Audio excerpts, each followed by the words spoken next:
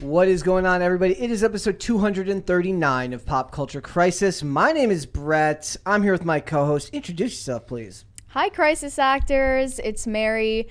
I am seeing calls in the chat to have Seamus on the show. If you don't know this already, if you're not a true fan, Seamus has already been on PCC before.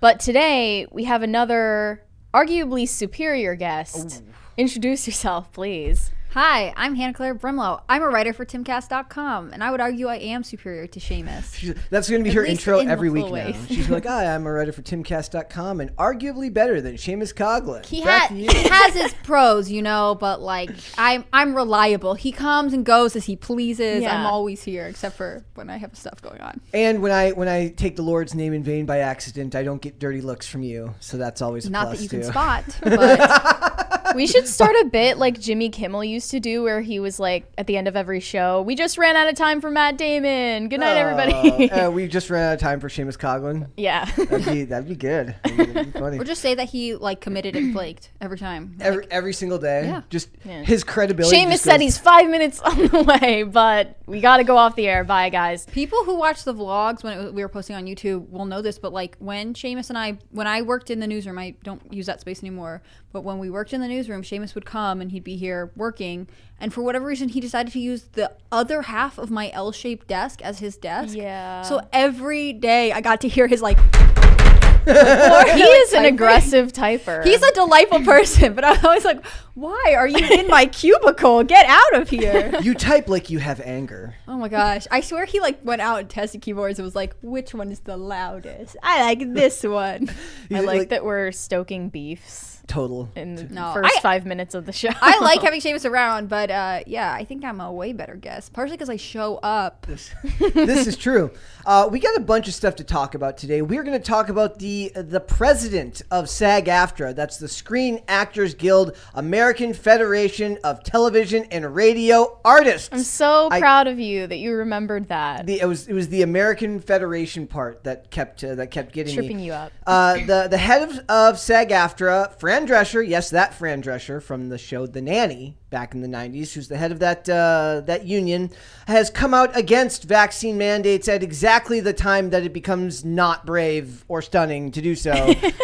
We're going to get into that. That's how you know she's not in it for the glory. Exactly, yeah. So we're going to talk about that. We're going to talk about actor Luke Evans. If you saw Fast and the Furious 6, he was the bad guy in Fast and the Furious 6. He was guest on in Beauty and the Beast.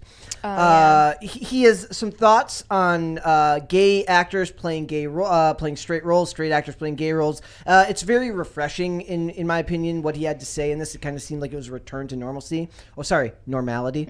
And we're also going to talk about the voting booth selfie heard around the world by Katy Perry and what that means for California. And we have a lot of celebrities weighed in yesterday and throughout the week about was that the governor or the mayor election? Mayor of LA. Of LA. So we're going to talk about that. And we're also going to go into Henry Cavill and the possibility that the new Superman movie, The Man of Steel 2, could end up being a reboot of his character, which would be very interesting because he's the same guy. It's very weird.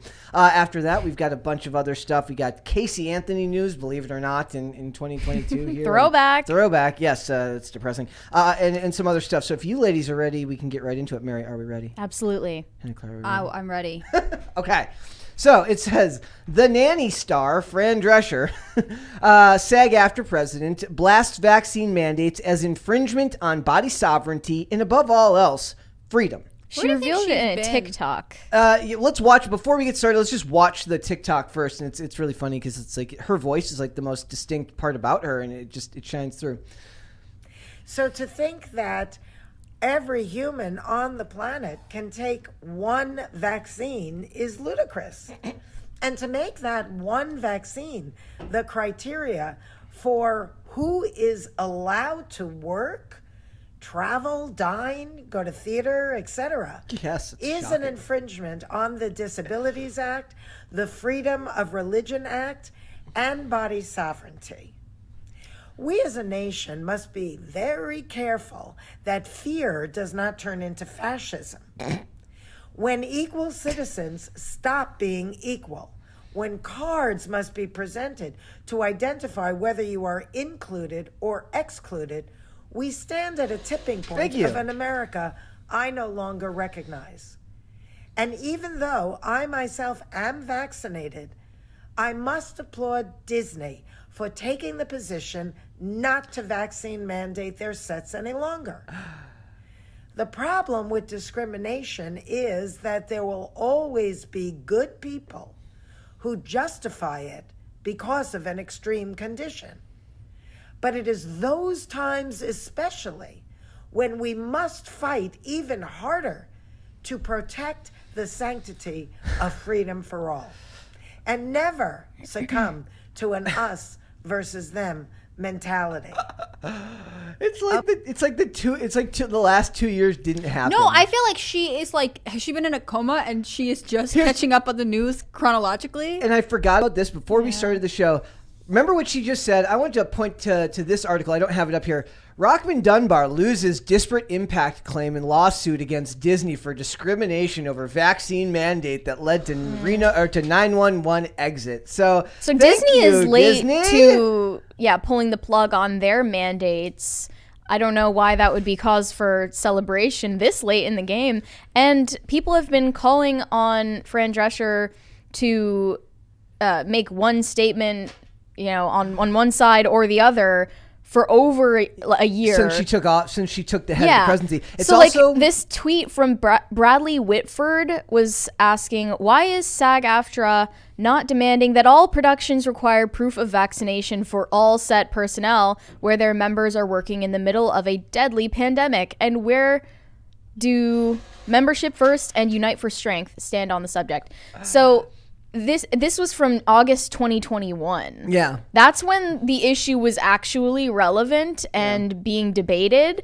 So she waited until it would no longer have consequences for her and her platform to speak on this. I also enjoy remember, they've subtly shifted the meaning of fascism to mean right wing, which we know that historically it's not. Which isn't the only reason something can be bad. Yes. So they've subtly shifted that term to mean right wing. So now she's like, we should be careful that we don't slip into fascism, but we know who were the ones the most gung-ho about mandates and vaccination requirements. The other funny fact about this is she supported Hillary Clinton multiple times, Obama. She herself in 08. is vaccinated also, And, so she didn't face consequences for resisting these mandates when they were being put in place. She also is which also took away the urgency of her. She didn't need to ever address it, other than the fact that she held this position and theoretically needed to represent people. Like, it had no bearing on her life, really. She also mentioned in 2017 that she's a gung-ho anti-capitalist in Hollywood. I'm all for diversity of opinions, I guess. What else would we expect? Also, but SAG hasn't. Who cares? She probably benefits from capitalism. Well, no, she does. Right, she's of course. from Hollywood, which is among the most capitalist industries in the entire world. That's what I mean. Like, she doesn't know what she's talking about, really. Like, she doesn't examine how she makes her money, and in fact she gets to make statements like, I'm anti-capitalist, because she is so financially secure. So it's like I said, this is a year ago, this would have been a very brave stance to, even a year ago is like 2 years ago, right when this started, and you wanted to actually point out that you believed in this stuff. Even, I would say a year ago is fair. Like right after it started, people are running around like chickens with their heads cut off. Nobody really knows what's going on. But a year in 2021, you have the lay of the land. The information's out there. Whether you choose to seek it or not is not our responsibility. It's your job as the head of a big union to get the most information you need to help make the best decisions for things like this. They didn't go get the information. They didn't look to figure out what was going on. They trusted the science, and they just went with whatever the news told them. Now, as reports have come out and things have pushed back on the efficacy of vaccines, now they want to play as if they're making a brave stance in something that's a year too late. Mm-hmm. Well, SAG has never required its members, to my knowledge, to be vaccinated in order to be part of the union, but they're still not speaking on it when studios are requiring productions to enforce those mandates. So it says Disney recently dropped vaccine mandates on 12 TV productions on which it is the lead studio, the Hollywood Reporter confirmed on Monday. The productions were notified last week that vaccines were no longer required on Zone A of the production. What's funny about this is I still see the photos of people on sets and all the actors have no masks on, and all of the pauper regular people working behind the scenes who do all the actual heavy lifting are the ones that have to be muzzled and probably dying to get some actual oxygen in their lungs. So Hollywood is still lagging behind other industries with holding on to these COVID era policies for dear life, both masks and vaccines. So is she working on anything with Disney? Like, why now? She's this is just her response as the head of SAG. She's just giving them a little. But why? Like, applause. What does it do for her? She doesn't need to applaud them. She hasn't applauded them. She could have stayed neutral on this issue. I mean, as much as like theoretically we could have hailed her as someone who's brave and sort of speaking up for actual I will values, not herald her for anything. Sorry. If she came out like a year ago and was like, even though I'm vaccinated, I don't think you should make it a requirement for work. Like, she didn't do that. But she also didn't say, like, yes, we should vaccinate people. Like, why break your neutrality after all this time? To me, it means that, like, she must have something going on with Disney. As you might know more about this than me. Like, would this specifically usually be something that a union president would speak heavily on?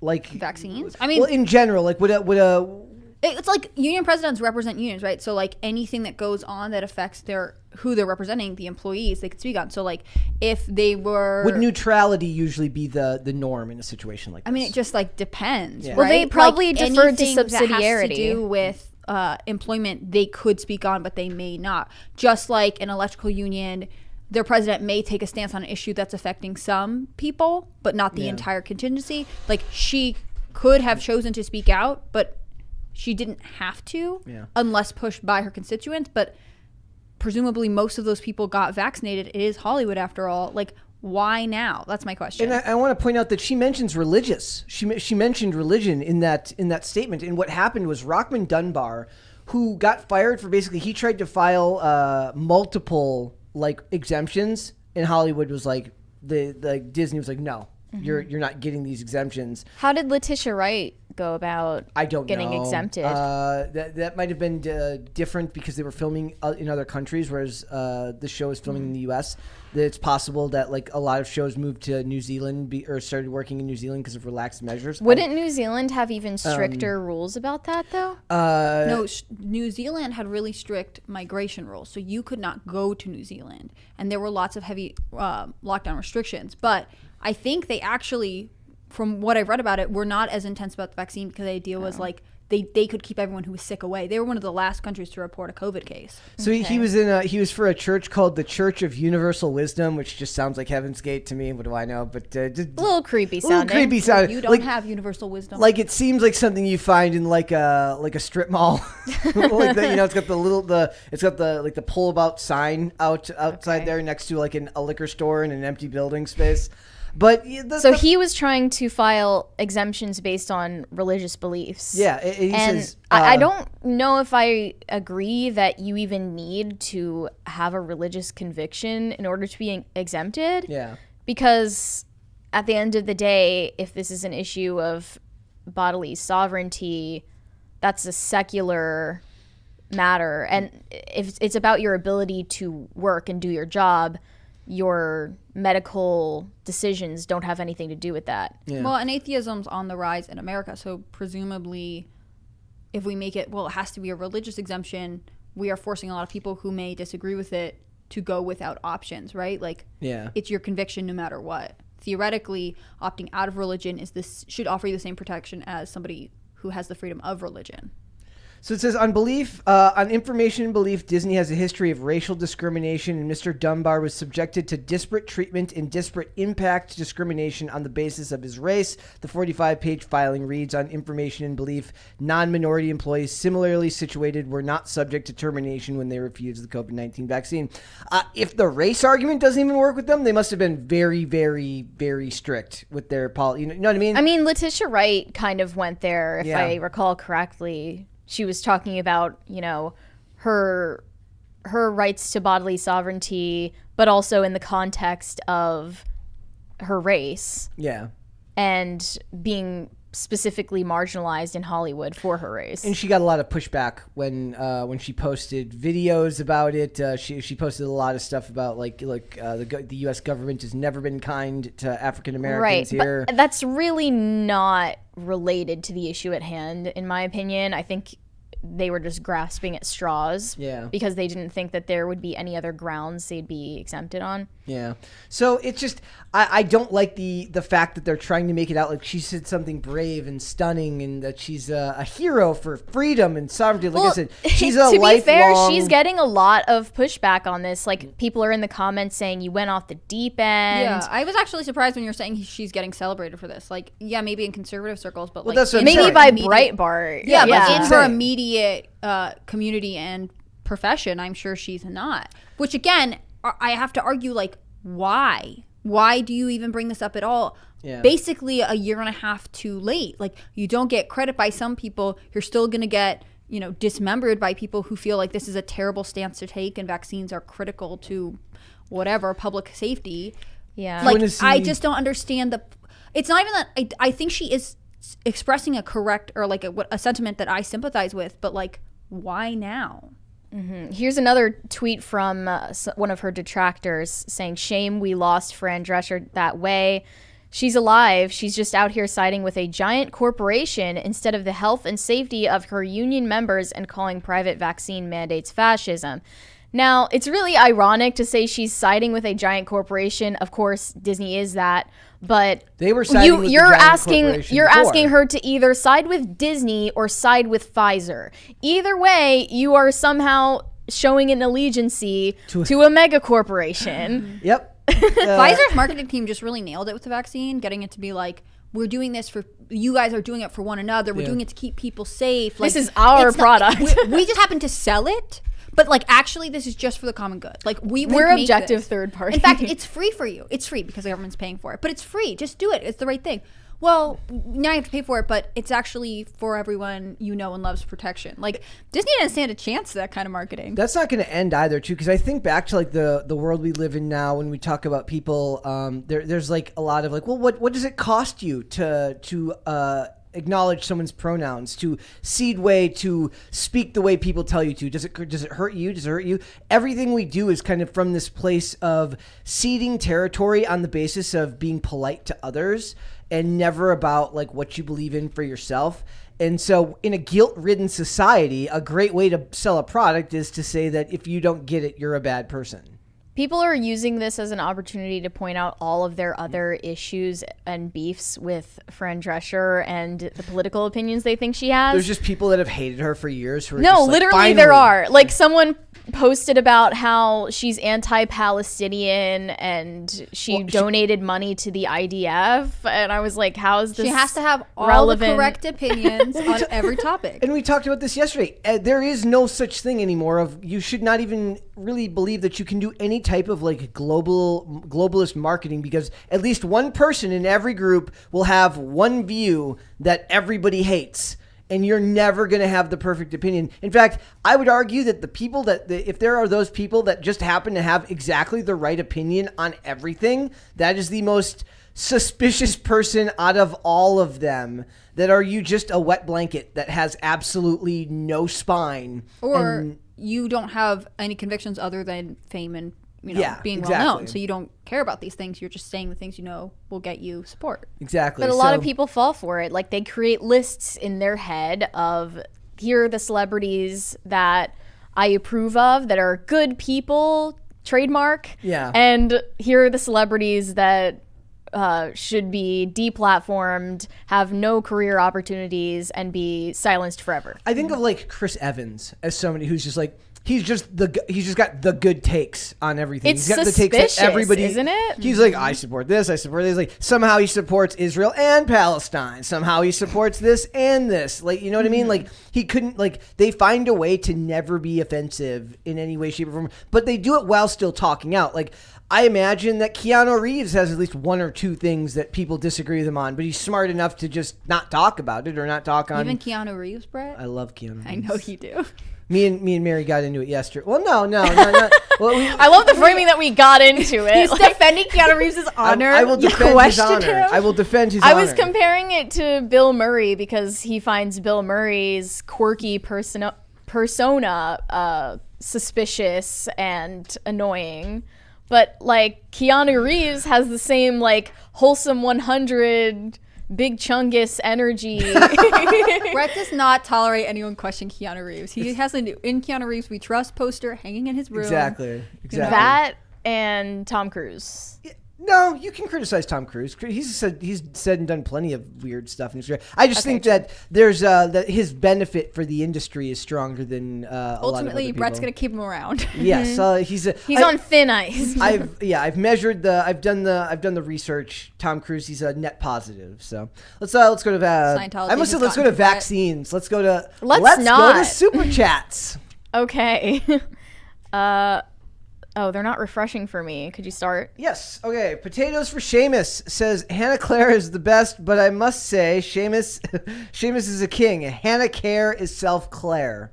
Who wins then? Cool. No, there's Still there's Hannah Claire? I'd like to have like an official hierarchy where Dana and I are at the top because we're OG. We've been around for a while. But I think that Seamus is good. It's just like, you know, he's like a different tier of guest. The timing was unfortunate when we had him on the show because it was right after Roe v. Wade got overturned, Yeah, and was he like- was all fired up. Yeah. I was like, so this happened in Hollywood. I was like, yeah, but babies. Which is cool for one time. You need to take two with Seamus. I have a question for you. Did you guest on any of the episodes in the very beginning, or was it a couple weeks in? I was doing it when we were like not live and like. So early on. Yeah. You know the show's going to be 1 year old on December 2nd. Oh my gosh, that is crazy. Yes. This year. Do you feel like a proud dad I'm watching your little kid? proud dad, tired dad. They say the first year is the hardest. That's let's here's to hoping that that's true. And that Are you it guys gets- gonna have like a party? Wait, is December 2nd? We should do something. I'm gonna wear a hat like a birthday cake little hat? birthday Do you know cake those hat. ones? Yeah, We should have like confetti. That's a good idea. Instead of money, it shoots It plays confetti. Happy Something, Birthday yeah, instead yeah, of the yeah. like whatever it does. That's a good. I have to look it up. It's December 2nd. December 2nd is a Friday. Oh my gosh, that Perfect. is incredible.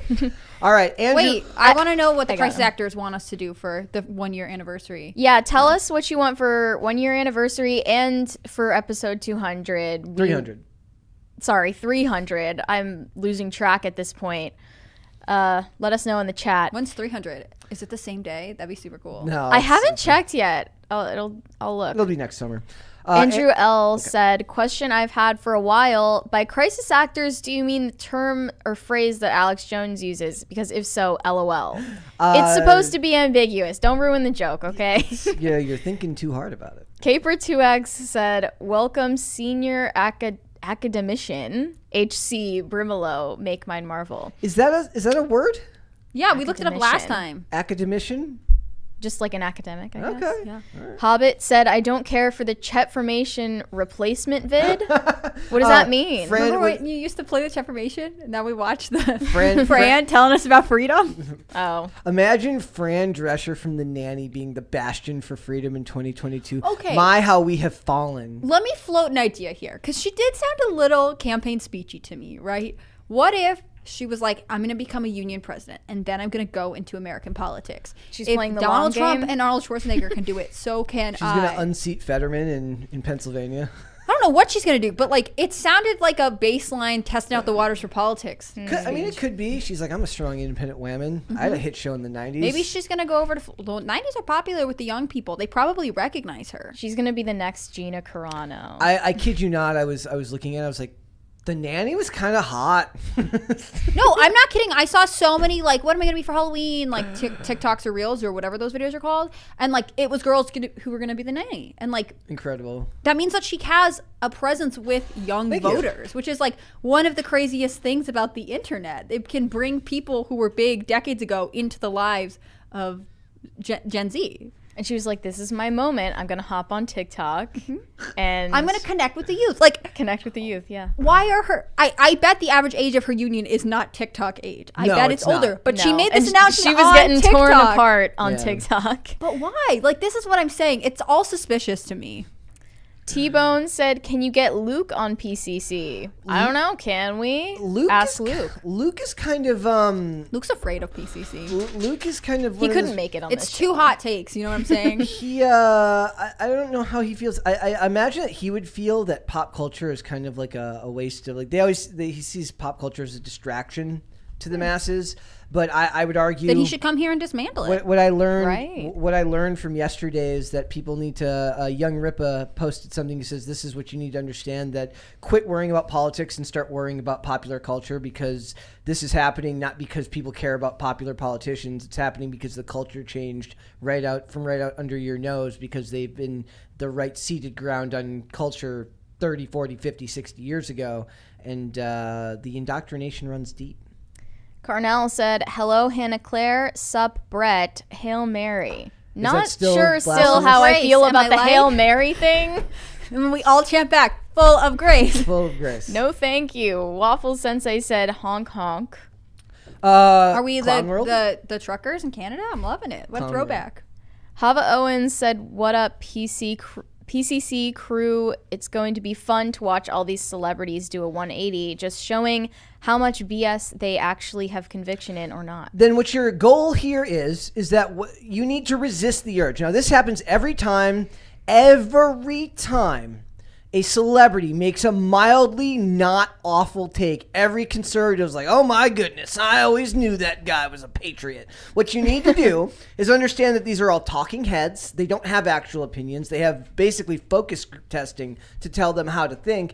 And you need to not care so much what they think and think more about what it means for the culture. They do not, they're going to go whichever way the wind blows, the celebrities are. And you need to, first of all, disassociate your identity and your beliefs from whatever they are, and understand that just because they're saying something you like right now does not mean that they will continue to do so. For instance, today, Alan Ritson posted this insane thing about Elon Musk meddling in the midterm elections and how he's ruining Twitter. And I'm just like, this is the guy who I championed for several months because I love the show Reacher so much. You need to not care what these people think, because if they let you down one way, if they make good one way, they're going to let you down another way. It is important to know what they think, know how they influence the culture, but not put too much stock into them as it relates to I'll you. point out here, like, Elon Musk has so much influence over popular culture, and he has been building this for a couple years.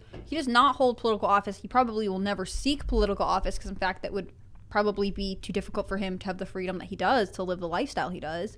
And like, he has influence without politics. Like, we overthink politics sometimes, I would argue. And also, like, Elon Musk is really interesting. I'm not saying he's a bad guy, but like, he is also someone who says some stuff and then does other things. Like, Tesla is the only a non-Chinese car company that is allowed to operate in China without a formal partnership with essentially a state-owned car company in China. No other car automaker is allowed to do that. I didn't know that. Like, yeah, it's interesting. But why? Elon? So like, we just, like, it is great to look up to people and like feel like you are represented, but it's not the be-all and end-all of life. Like, you have to distance yourself from that. I think it's like a toxic culture to be like, oh, they said the word liberty, so they're secretly hinting that they are conservative. Like, it's always politicians who want to be culturally relevant, not celebrities who want to be politically relevant. You can tell that there's an imbalance of influence there. I told Mary this story on air the other day, but there was I remember, like, the last thing I did, the thing that made me give up Facebook finally was like this argument between two friends of mine. One who posted, like, after Gina Carano got ousted by Disney, and like she did her interview with the Daily Wire, and he's like, wow, I really look up to her for standing up for freedom and her decisions and blah blah blah.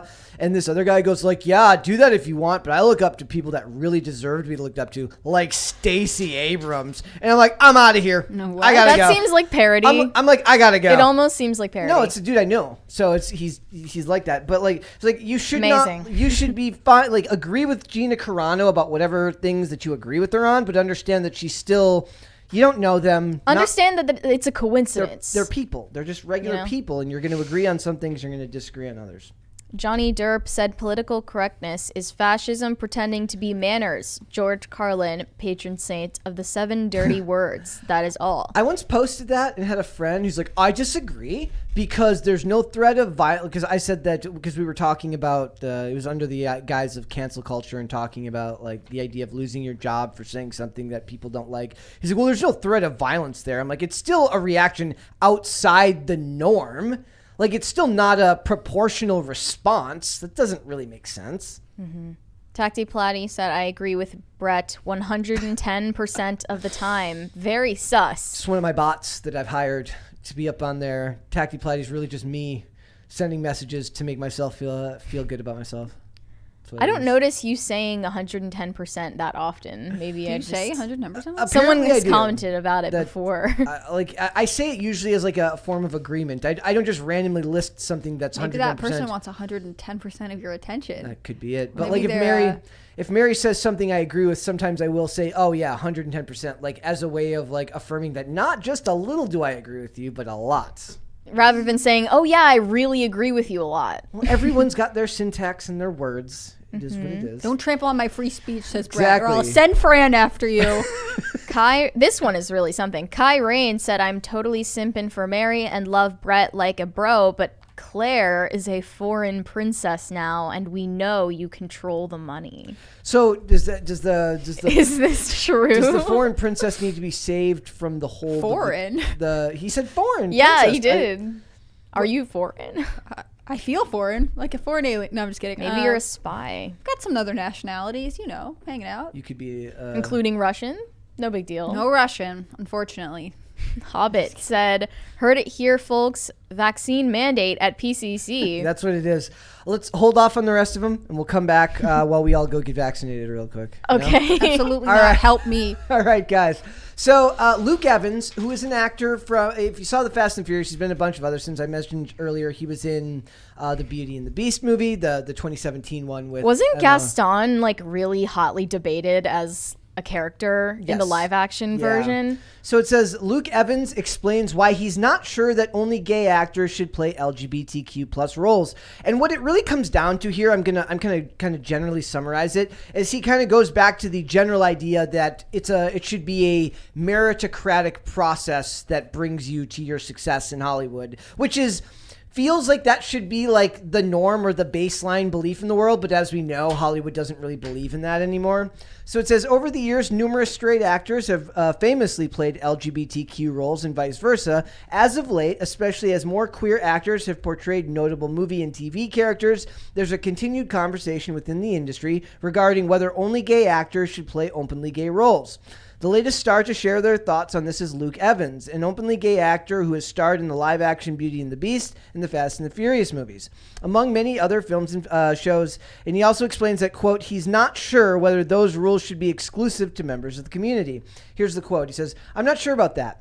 Gay people have definitely missed out on gay roles for sure. Russell spoke very powerfully, passionately about this point. I get it. And I totally think that things do need to change. But from my perspective, firstly, I wouldn't have had a career if gay people played gay roles and straight people played straight roles. I'd have played 2 roles out of 36 projects I've worked on, or whatever that number is. The thing is, though, the reason that was back then is because it was a lot less socially acceptable to be gay, so there weren't as many openly gay actors to play those roles in movies back when, even when they were portraying in movies. And also, the unspoken thing that's not talked about here is what they really mean by this. The people that, not him, what the people that he's kind of contradicting is that they don't think that gay actors should only play gay roles. He thinks that they think that gay actors should be able to play both gay roles and straight roles, but should be the only ones that get to play the gay roles. And that is not a fair, equitable, or maybe they would see it as equity, as an equitable exchange of jobs. Well, I think what Russell T. Davies was trying to point out, I didn't read the whole comment that he made about it, but he was trying to say that straight actors were told to go over the top when playing gay characters and play into stereotypes about them. And that's obviously insulting, but also impossible to prove that happens all or most of the time. And we saw in Bros had plenty of that and was portrayed by gay actors. So it's not like so it's okay when you do yeah. it, but not when straight people do it, and it's also part of their job description. And then another thing that Luke Evans added to this was saying the right person gets the job, talent and ability and a bit of luck and timing. That should be the reason why you get a job. It shouldn't have to do with anything else. It just seems kind of obtuse to say this, though. I think it seems naive. Like, the reality is you work in Hollywood, and Hollywood's nepotism web is so intense. I feel like every other day I watch something like an old, not every other day, but like whenever I watch an old TV show, I'm like, oh, that last name is familiar to me. Oh, it turns out their kid was in something I grew up with. Yeah, like this exactly. Web is it's very, we don't realize how intricate it is because producers have children who become actors, who then move on to produce, who then have kids who are screenwriters, who then that gets picked up by whatever. So like this idea that it's just like we all hang out and then maybe we all get to the audition on time and you're talented enough, like that's already on its face not true in Hollywood. I agree with what his point, like if he's a gay man, he had only been cast, you know, he wouldn't have had the career that he's had if we cast things that way. But I also think he's failing to recognize that like that is not how Hollywood works on its face. It's not just nepotism that influences casting decisions as well, but like identity is a huge reason that you get an advantage these days in Hollywood. Yeah. And I don't know if the comments Luke Evans has made so far have acknowledged that he's a recipient of that advantage. Yeah. Like he wouldn't have gotten a lot of roles if it weren't for his sexual orientation. He's also one of those people that he's kind of an oddity in Hollywood now, and that it wasn't always, he didn't want to talk about it the way that a lot of actors in Hollywood want to talk about sexuality and stuff. From his, it says, Evans this is from his Wikipedia page. They just talk about his personal life. They say Evans is gay, and in a 2002 interview with Gay Times, he stated that people would approach him in gay pubs to tell him that they could not believe that he was gay. In subsequent interview in The Advocate, he said that although the time his role taboo was that of a straight man, everybody knew me as a gay man, and in my life in London, I never tried to hide it.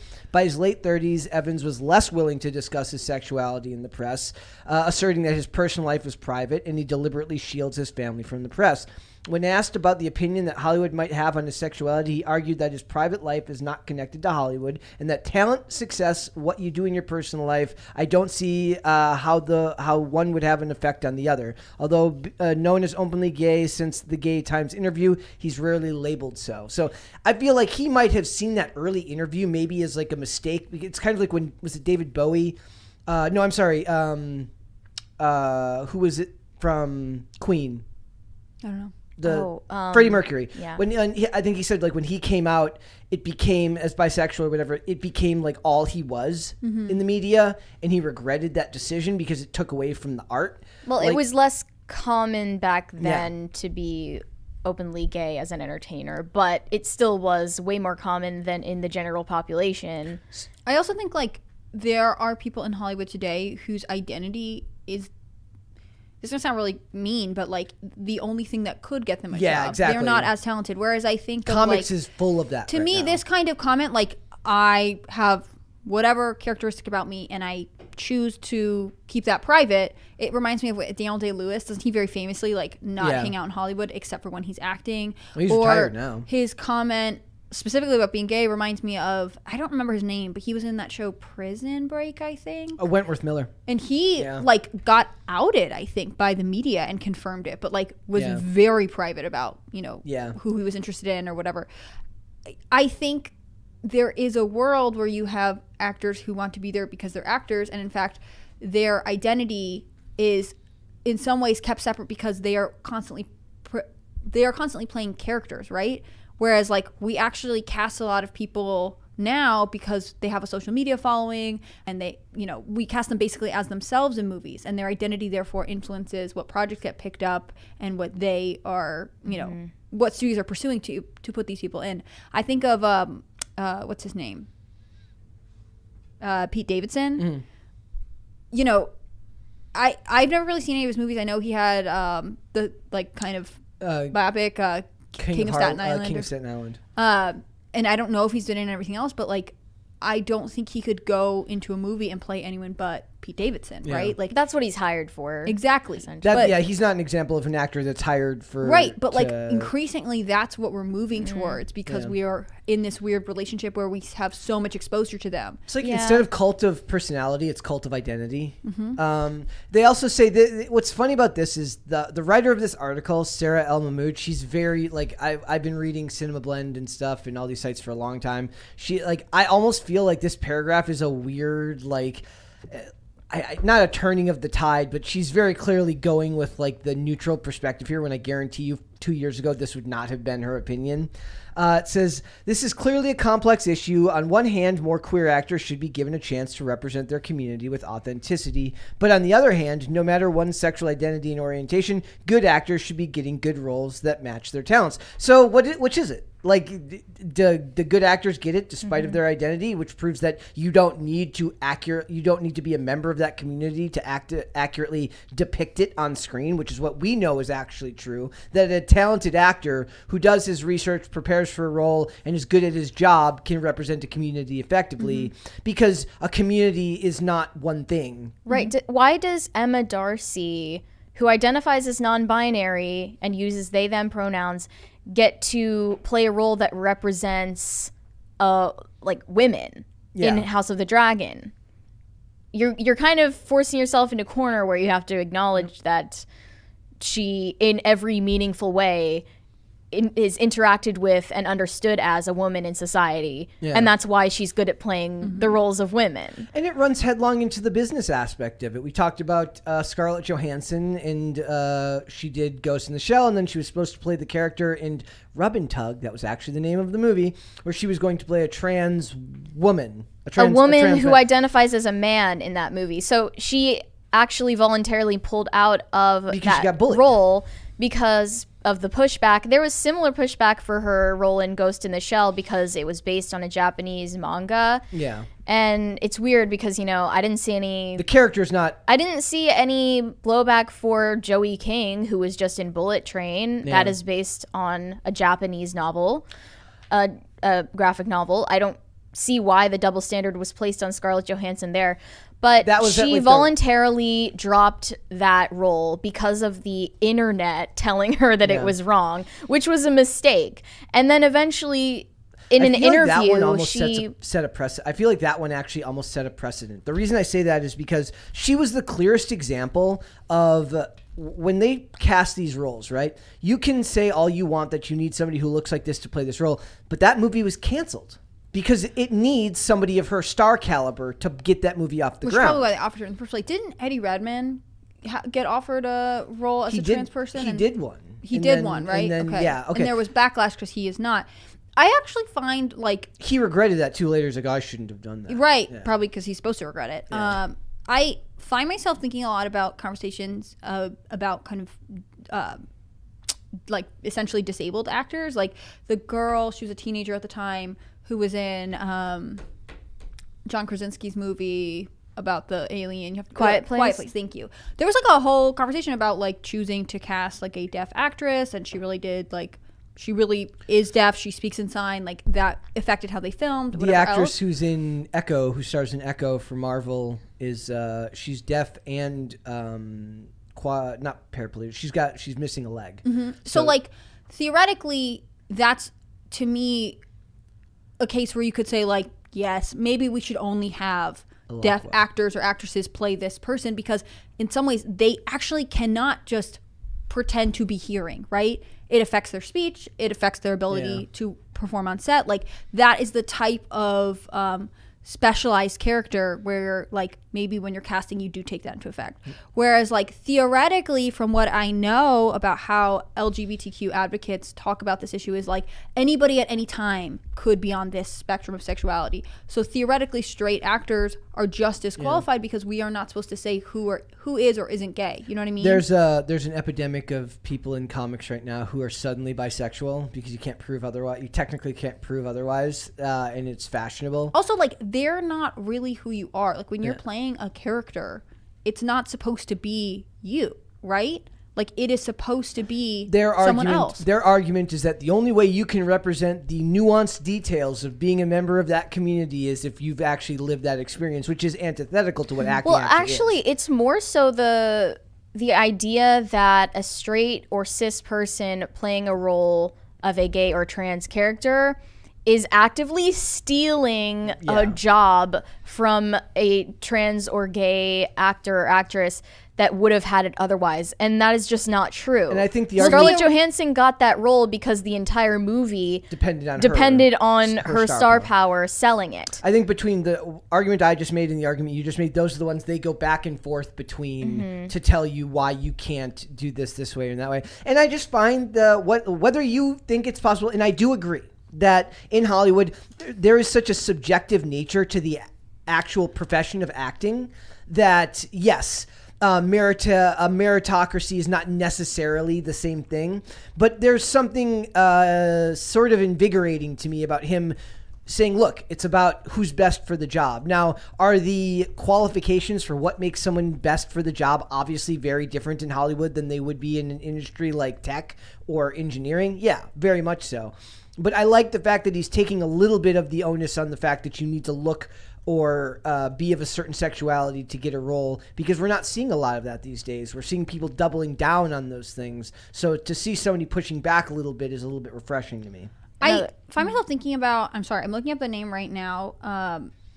Okay, if I say this to you again, I know I'm talking about, you may know too. There was a movie from the 90s about 3 drag queens who were like driving from New York City to LA to compete in like the drag queen beauty pageant. I am looking it up right now. And they get stuck in like a small town. Never saw it. And I'm pretty sure RuPaul is in it. Oh, wow. But so is, if anyone listening knows this movie, please let me know, because I cannot remember the name of it. But it also has like whatever the 90s, 80s, like hunk, good looking, as far as I know, straight guy was. And they both play these ostensibly queer, although I don't really know what the qualifications are. Tu Wong Fu, thanks for everything. Yeah, I think that is what it's called. I can't remember. I never saw it. Obviously, that's a name that is. I remember that somebody just said Tu Wong Fu, and as soon as I read that, I was like, I remembered the thanks for everything part. I think that is what it's called. It's like thank you guys, it's everyone in the chat. Thank you. Yes, thank you so much. I really needed the assist. It's a really weird movie, but like we have in that case someone who obviously, like, RuPaul goes on to be involved in, like, RuPaul's Drag Race, and I assume at that point he was a drag performer, plus whoever this, like, 80s guy is, who definitely was, Patrick Swayze, there we go. He is also playing someone. Like, as far as I know, no one was mad about this, right? Like, different time. I think that but I'm homesick for that time. Like, I feel like we didn't... We trusted that actors would do their best to portray roles with authenticity to the best of their craft. And now it's like so reductionist to what skills could possibly be, like that we end up limiting who can do what and who can be what. I was sure John Leguizamo was in it too, and he's always complaining about representation in Hollywood because of Latino actors and stuff like that. Tu Wong Fu, thanks for everything. Julie Newmar. So somebody in the chat's going to roast us for not. It's like when we hadn't seen... Death to Smoochie. They're like, oh my god, you guys haven't seen every movie ever. It's kind of like, I've never seen any movies, but I have seen this movie. Yeah, Wesley Snipes. Oh gosh, Wesley Snipes is the man. Are you gonna watch this after the show? I kind of thinking that maybe it might be. Oh, they usually list where's it available? It's on Prime Video for $3.99. Could watch it. Yeah, it's I didn't see it. Douglas Carter Beeben. I don't recognize the writer or the director, but that's quite a cast. So it is kind of like that, though. You're absolutely right. That's the like if they made this movie, RuPaul could still be in it, but Patrick Swayze couldn't. Yeah. But Patrick Swayze, as far as I know, brought some star power to that movie, and Wesley also Snipes. like that is interesting. Like I assume if you're an actor, if you really like your craft, you want to be challenged to portray characters to the best of your ability, especially characters who are not just you, right? You're not just like behaving like yourself. And I pointed out to Mary when we were talking about this before that it was actually there was a large trend at one time, and maybe this is an overcorrection the way we're going at things now, but there was a time when a lot of actors, they sought out the roles that were of gay characters because they felt like it made it Oscar bait, or they felt like that it was like challenging risque, them. It was challenging them as an actor. The example I give is there's an actor named Manny Montana in season 2 of Graceland. What would happen is on the show, Jeff Easton, he was the showrunner for that show. Every season, he would ask the actors, he's like, what's something you would like your character to accomplish this year, or to do this year? And he's like, I want my character to kiss a dude. That was like all he said. He's like, because the idea was like they were undercover, like he's like an undercover FBI agent or a DEA agent. And the idea is like that in the show, most of them, it's a bunch of heterosexual males who are always kind of hitting on women and all this stuff when they're not working. So it would take him out of his comfort zone. And how far would you go to make an arrest or to do something? Would you do something that would be so against your nature to do that? Which is this is what I'm saying. I get where actors are coming from. Like when they break it down, when you watch something that's been filmed, edited, done in post-production, color corrected, and everything fixed, all you see is the final product. When they write these scenes and act these scenes, they act out so much more than what actually ends up in the project. They go into a far deeper dive into these characters mentally than you do or than we do. So they look at it from a different perspective. Well, I also had a director tell me once he prefers to cast people who are their personalities, or they are not like the characters that they are going to play. Yeah. Because if you were to cast someone, because you're like, oh, you're exactly like the character I envisioned, like they can have a blind spot, right? Like it's hard to, even like super self-reflexive people, it's sometimes hard to fully, acknowledge quirks about yourself or maybe your faults or whatever else. And like theoretically, that's why we bring in a third-party actor to portray these characters and appropriately catch all of the nuanced detail. Like I get what they're saying is like you haven't lived this experience, so you've never literally experienced the emotions maybe that we go through, or like whatever comes with this identity. It feels like a cop out, and like you should have higher expectations for your actors. It's sort of my thought, but maybe I am just being like too demanding of Hollywood. Imagine that they weren't real FBI agents either, so that's how could they portray a character that's in the FBI if they weren't actually an FBI agent? And not a real cannibal, and not a real serial killer, and actually not even, this person's not a mom, and that guy's never had a daughter. Like we could do this for all things all day long, but like that sort of ruins the effect. Like if you want to be a documentary filmmaker and work specifically with people in certain groups, do that. Yeah. Or be a filmmaker. But like they're different things. Yeah. All right, let's go Super Chats. Shimmy Shelley said, easy to pick correctly when you have principles. Okay. Waffle Sensei said, episode 300, we want gentleman's cast IRL plus Mary because she's one of the boys. Did you see the Ryan Long thing? He's like, we just confirmed that there's 72 genders, which proves that men are better than 71 genders. Boys. Shimmy Shelley said, obviously Brett re-blondes for the party. That there will be none of that unless blonde.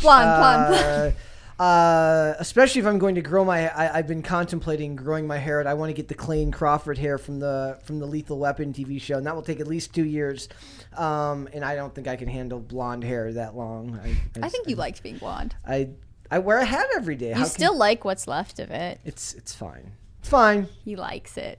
Tyler Hogue said, hello, you gorgeous peeps. You too, Brett. Wow. Backhand full of just knuckles of just... Thank you. Caper2X said, can we consider the dunking tank for episode 300? This is how you know that nothing will ever get let go, because Dunk Tank got mentioned in like episode 0. Dunk Tank got mentioned before I was ever on a live, and then I came in and they're like, you're on the Dunk Tank. And I was like, what are we talking about? I will point out the thing that I always point out about this. We use electrical equipment. And so that is a challenge. Well, no, the idea would be that we do it outside, I think, and then we live stream it. Look, I'm in love with you. It'd be funny if we could live stream our podcast, and then they could like rig it so that like the super chats can drop us in, but like the mics and stuff and the splash, I don't know. And we all got electrocuted. That would be very bad. For cause. Porco Rosso Forever said, has Hannah Claire seen the Shredder or Mary Prophet video? From the subreddit. From our meme review. No, she's not. I don't know what any of those things are. There's like a meme of me. The Shredder one is the Shredder one of you is incredible. What? It's incredible. Maybe you could join us for meme review at some point. Yes. You'll see. Bjorg Vin said, based Mary on the election stream last night.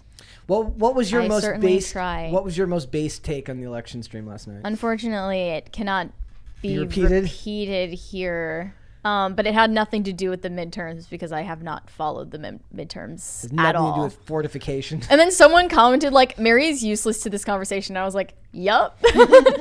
I'm just here to have a good time. Kai Raid said, I can't call out everything. I don't have enough money, but dumbed down Ghost in the Shell for the same reason Mary said. These kids are reverting now. At least 5% trans people had suicide rate over 50. You got to be very careful having those discussions with people because that triggers anytime you discuss like the mental health issues that come with any of these subjects. It tends to be very touchy. Waffle Sensei said, speaking of never seeing any movie, Hannah Claire, Tokyo Drift. I imagine she's been busy with the midterms. I had stuff going on. Don't cover for her. She can answer for herself. She's an adult woman. Brett can see the fear in my eyes, and he's like, man. I just mansplained her. I need to. I think I'm behind enough where I need to do like a triple feature weekend and like watch, just map 8 hours of my life out and watch them. It's just challenging. But to be fair, I don't watch other movies, so I'm not. She's not. I'm just behind. She's not ignoring Fast and the Furious in the name of other movies. No, I just never sit still. Guam Tech said, it's so good to finally see Hollywood making the right decisions for their pockets and the fans. Is 2022 going to be the year wokeness and COVID nonsense die? Keep up the great work, guys. That is not happening. Guam Tech, he's a blader. I know him. He's a good dude. He's a blader. Yeah, he's a A blader. This is not the year that wokeness dies in Hollywood. The COVID play him in a movie because Brett's also a blader. Are you guys done? You done? No, absolutely done? not. Making fun of me, being mean to me. No, we've been doing this for like a year. Of course, we're not done. COVID nonsense. I don't know. Do you think that go like? That's like lightening up. No. It's lightening up only because there's a statute of limitations on it, I suppose. Fair enough. The rest of it is only ramping up. I just think it's taking its newest form, right? Like we went from being actively in it and having to deal with the restrictions and what did that look like, especially like for y'all's show, like on Hollywood, on the film industry, like that. And now we are dealing with the consequences of the major disruptions that we've had to our country, both socially and economically. Yeah. Tacti Platty said, why should Brett be blonde if Hannah Claire won't watch Fast and Furious? Look, this was a deal between Brett and the viewers who super chatted, not between Brett and Hannah Claire. Also, like, but fair point. Let's reiterate, 17 hours of my life devoted to a movie franchise I don't want to watch. Like, but how many hours of Brett being blonde? Yeah, how about that? How much humiliation can one guy suffer? I don't think that was humiliation, especially because you liked it. Prove it. Yeah. A bunch of ladies literally swarmed you. I think you just winked at. Look at him. You literally told us that women swarmed you complimenting your hair. They did. Look at this grin. He wants to be blonde. Don't even pretend that you didn't like it. He's gonna be like, oh, I tripped into bleach and my hair is blonde. Oh no, I just fell into a salon this weekend. I just woke up like this. Stop. Tacti Platty said, I declare a meme strike until Hannah Claire catches up. Oof. I mean, that's going to be difficult because Dane insists on being the meme review guest. Yeah, also, like, I've never been in a meme review, so you're not punishing me because I mean, I'm excited for you guys. You should keep up the good work, but, like, I have never seen my own meme. Yeah, you're punishing us, not Hannah Claire. That doesn't work on me. All right. I feel like if your parents were like, Mary, you didn't clean your room, so your brother's like losing his car for the weekend, and you're like, cool, no problem. Well, it's like like in hockey or in sports, like a lot of times, like if one player screws up, then the whole team gets punished. Like if somebody does something social wrong, pressure. But this is like if someone on your city's baseball team screws up, so they cancel all the basketball games. Like doesn't impacts nothing. All right, let's move on to Katy Perry and her voting booth selfie. The voting booth selfie heard around the world, as Brett said. So recently, Katy Perry got a bunch of backlash on social media because she took a selfie while voting for Rick Caruso for the mayor of Los Angeles. And what they were saying was that she is a Republican now because she voted for someone who at one point was in the Republican Party, but is now a Democrat. Yeah, he's been a Democrat, then he was a Republican and an independent, and then now he went back to a Democrat ticket because why? Because it's California, and he knew he was never going to be able to win as a Republican there. Yeah, so firstly, some people were pointing out that they thought this was illegal to take a picture of your ballot or of you with your ballot and post it publicly.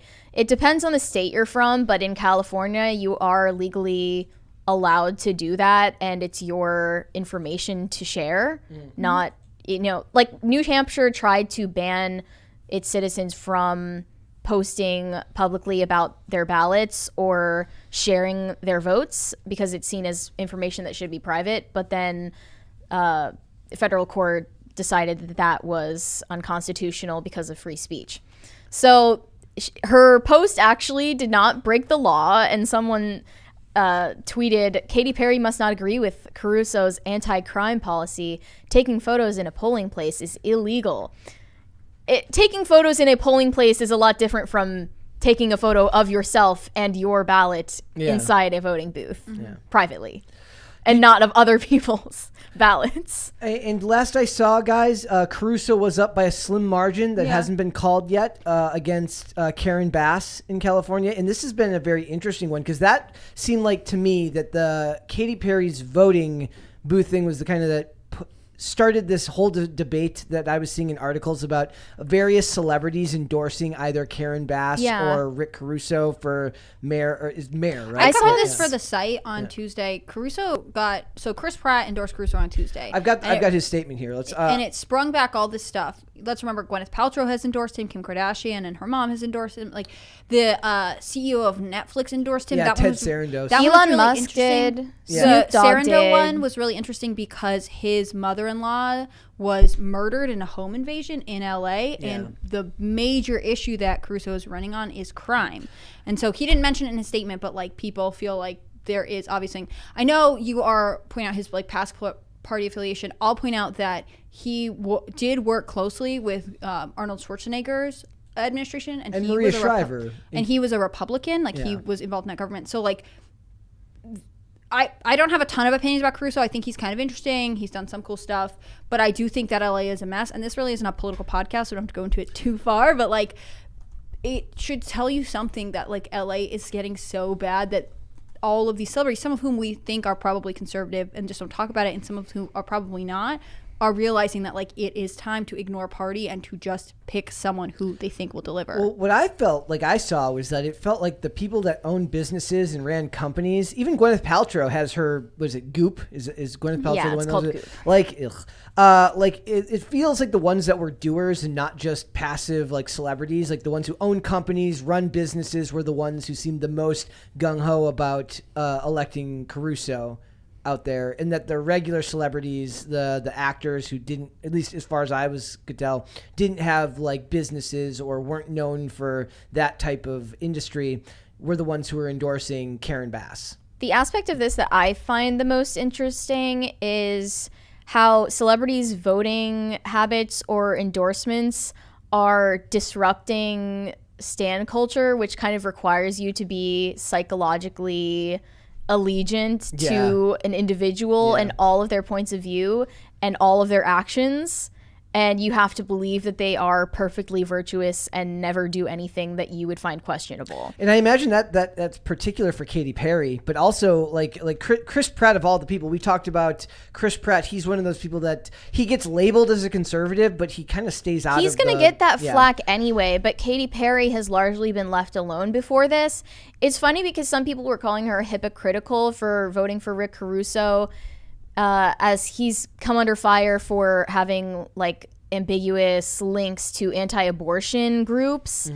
But on his website, you can see his public platform is that he is like stringently pro-choice. And other than that, he's a very moderate candidate. Like he has stuff about climate and about women's rights and a general principle that he wants to cut down on crime in LA, which is a huge problem. That seems to be the big one. Is like he's a former police commissioner. Like it's not crazy that he's taking a pro law enforcement stance.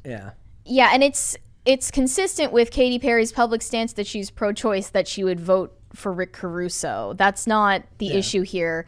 But they're just expecting her to either have the correct opinions, the politically correct opinions, or silence herself. Yeah. And those are her only options. And she can't talk about these issues unless she has the approved opinion. And the big thing that I saw, the buzzword that will tell you what these people's views are is unhomed or unhoused, which that was a big one for Karen Bass. Is they're like, Chris Pratt just doesn't want to look at a bunch of unhomed people while he's driving in his limo back to his house. There's this notion that celebrities are not allowed to have an opinion on the place that they live simply because they have privilege in, their wealth. Yeah. So I saw this tweet that said, I love all the horrible LA celebrities making pro Caruso posts that are like, the city is falling apart, and all they mean is that they have to occasionally see unhoused people from their limos. That's it. That's the buzzword. I always think that's interesting because it's like, what if I was like, I don't want to see homeless people. Like, I don't want people to have to be homeless. Yeah. And you're like, how could you say that? That's the lifestyle they want to live. Like, I feel like you're making a weird statement by saying, like, I should just be able to walk by and sort of ignore this issue because that's okay, because otherwise I'm passing judgment on them. They're also, like, allowed to loiter in private businesses, and business owners obviously have a huge problem with that. Yep. Well, that's what I'm saying. It felt like it was business owners and people of a professional of that type of professional extraction were the ones that were very pro Caruso, and it feels like in California, or at least in Los Angeles, that crime is really what's on the what was on the ballot, because it's become such a every day when we're doing this show, I drive by 5-6 articles of some celebrity whose house has been broken into because... Well, that was true of Karen Bass. Her house was like part of an armed robbery. And let's remember that Karen Bass isn't just some random person. Like, she's a state representative. She's been with the California Assembly for a while. Like, she left that elected position to pursue the LA mayor for a specific reason. Like, either she thinks that the city's being influential in the city is more important for her in some way, or she is not aware of the issues that were important to voters there. It became obvious that crime was a major issue for voters, not just in LA, but in San Francisco. Like, they have recalled attorney generals in California who are taking too soft on stance that's too soft on crime. Like, to not prioritize this issue, to me, seems like an obvious loss, and that's what she proved. Does it feel... Although it hasn't been called officially, I should say. Does it feel disingenuous when celebrities get involved in this at the last hour? Because, it's one thing on the national scale where it feels like they're all just shouting platitudes, and I feel like they're just taking their cues from whichever news site they actually watch. But when it's actually their community, when it's actually where they live... I would argue that, they are not getting involved at the last hour. Like, a lot of celebrities are involved privately for a long time. No, I just mean all these last minute tweets that were going out with their endorsements of who these people are. Like, it just do you think that they do that on both sides? Yes. There are supporters of Karen Bass who are celebrities that are outspoken the exact same way. We've got Oprah Winfrey came out, this is a different race, but came out for Fetterman in the last hour. Yeah. My thought is actually I like it because they're being transparent about who they're supporting, and they have all this influence that they would like to wield over you, instead of just privately donating millions of dollars to campaigns to support candidates. This, if you're going to decide that you are, for whatever reason, you are the key to influencing people's votes, I guess take a strong stance and be public about it. Does it bother you more when they just give you the generic go out and vote and then don't tell you who should they be more transparent? I don't like either. I get annoyed even when they give me the generic just go out and vote thing. I don't get annoyed by either, because I think if you don't want to tell me who you're voting for, fine. And if you do want to tell me who you're voting for, fine. I've never worshipped at the altar of a celebrity so intensely that their vote makes a difference to me. One thing that was really funny, I was talking to... Basically, the idea is do you think that a lot of celebrities get obsessed with politics because, if you're a movie star, right, and you work 4 months out of the year and you make enough money to get by, you're doing well, you work 4-6 months at a time, but then you've got all this downtime. Do you think they get involved because it's what do you do with your time when you've got all this extra time to just get involved with something that doesn't really matter to them, but they get obsessed with politics? Thank you. No, I think it's the same as like people who are diehard sports fans. You know, if you have some executive who's like working away at the tech, aerospace, whatever, and then they come home and they're obsessed with the Dodgers, right? Like people can have really intense interests that are outside their professional sphere. That's the problem too, is the team sport mentality of all of it. That's a problem. Also, we have Mark Hamill for Karen Bass. That doesn't surprise me. Rosario Dawson for Karen Bass. It just felt like maybe the ones who aren't really all that worried about the crime are the ones that are from a different area, but I don't know if more of them, it would be interesting to see how many of them had their own experiences with possibly dealing with either a home invasion, a break-in, or something like that, something that caused them to think twice about it. So it's it just strange to me, because at least here it feels like it's part of their community, so it feels more natural for them to be involved in stuff to do with like where they actually live. Whereas when people talk about national politics, that always comes across as just over the top and too wide of a scope for it to actually affect their lives, especially when they're so far insulated with their wealth and the money they have. A lot of celebrities have an overly inflated sense that they are pundits and they need to have a public platform on every single issue. And Jennifer Lawrence is one of the worst examples of that. We covered an interview she did where she openly admitted, no idea why, because it made her seem insane, but she admitted that all she sends to her own family members over text are like scaremongering articles about how women's reproductive rights are getting stolen from them and pictures of her baby. Strange choice, right? What a horrible life to live. Like a family life. It's ruining celebrities' personal lives. Like a horrible family life to live. But that's the only thing that you can no longer. At least like what was it? Sydney Sweeney has like she still gets along with her family, and they might agree on some things, they might disagree on some things, but they can still have a normal relationship as family. Like I just feel bad for them in that case, if that's how they actually feel. That's all their relationship with the people they love is reduced to. I've been wondering what Sydney Sweeney's political viewpoints are, just because of that scandal that happened where people think her family are a bunch of Trump-supporting hillbillies, which is kind of discriminatory in the first place. But she said that she doesn't make enough as an actress to pay her bills. And, maybe one day we'll see that Sydney Sweeney became a tax hero or something. Hey!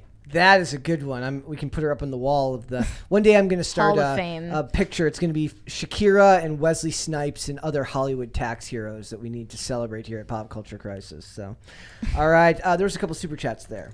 Yes. Tacti Platty said, Fast and Furious movies may suck, but I'm just trying to remind the will of the fans that worked hard for crisis parties, trying to avoid Bodie McBoatface fiasco. What does that mean? I don't know what that reference is. Am I Bodie McBoatface? I don't know what that is. I'm definitely trying to honor the agreement. It's just like I have made it through.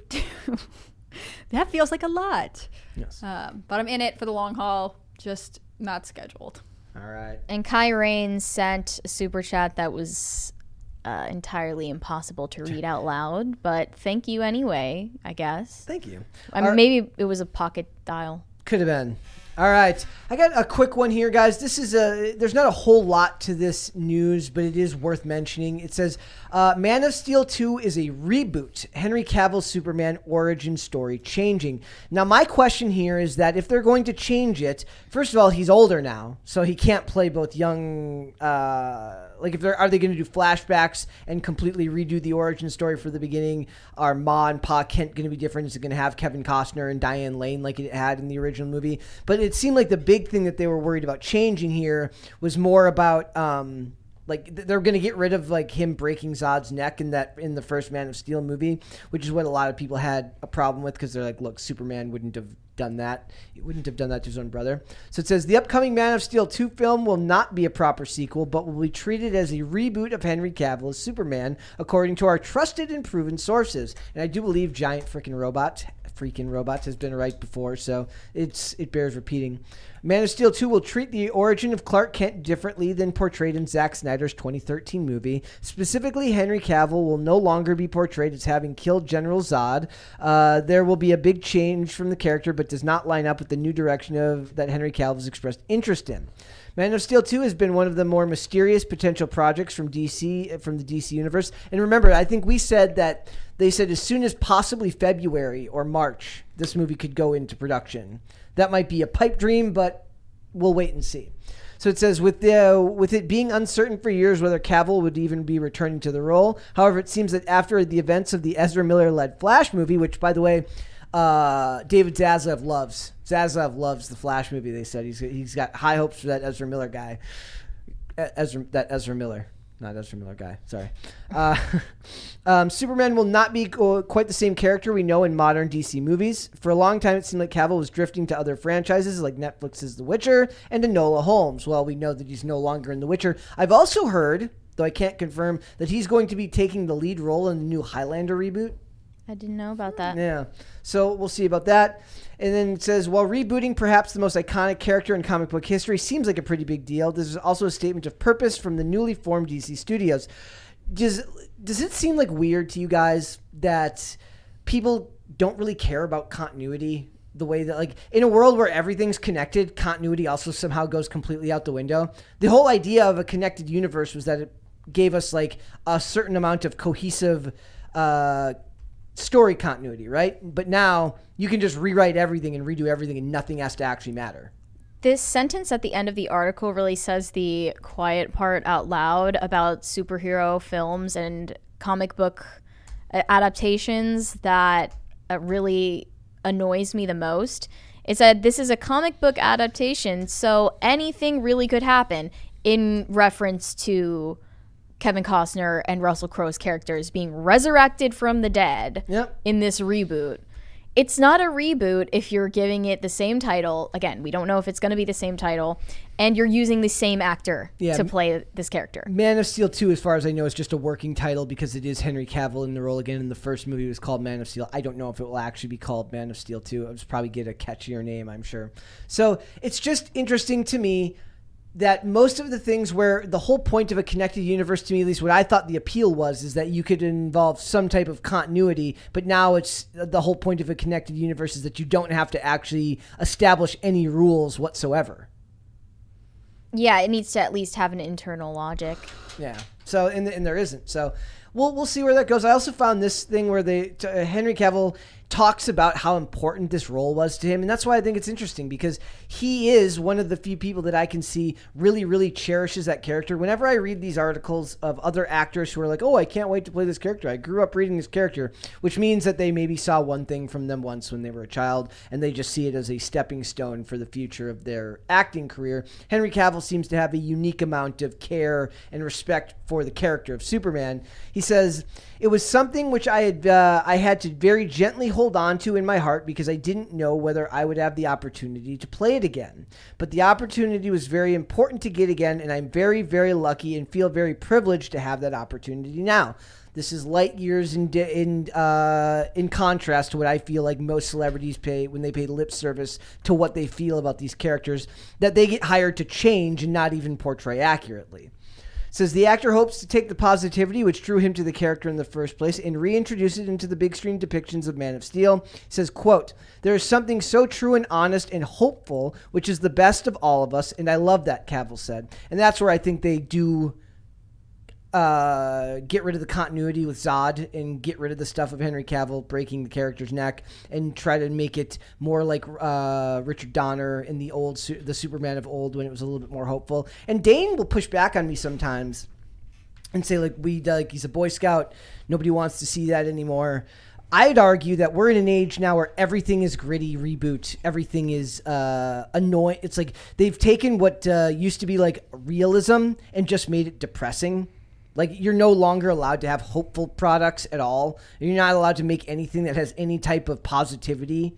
And I would rather see a positive, unrealistic, and kind of cheesy version of Superman in an age where nothing is really like that. It doesn't feel like anything's like that anymore.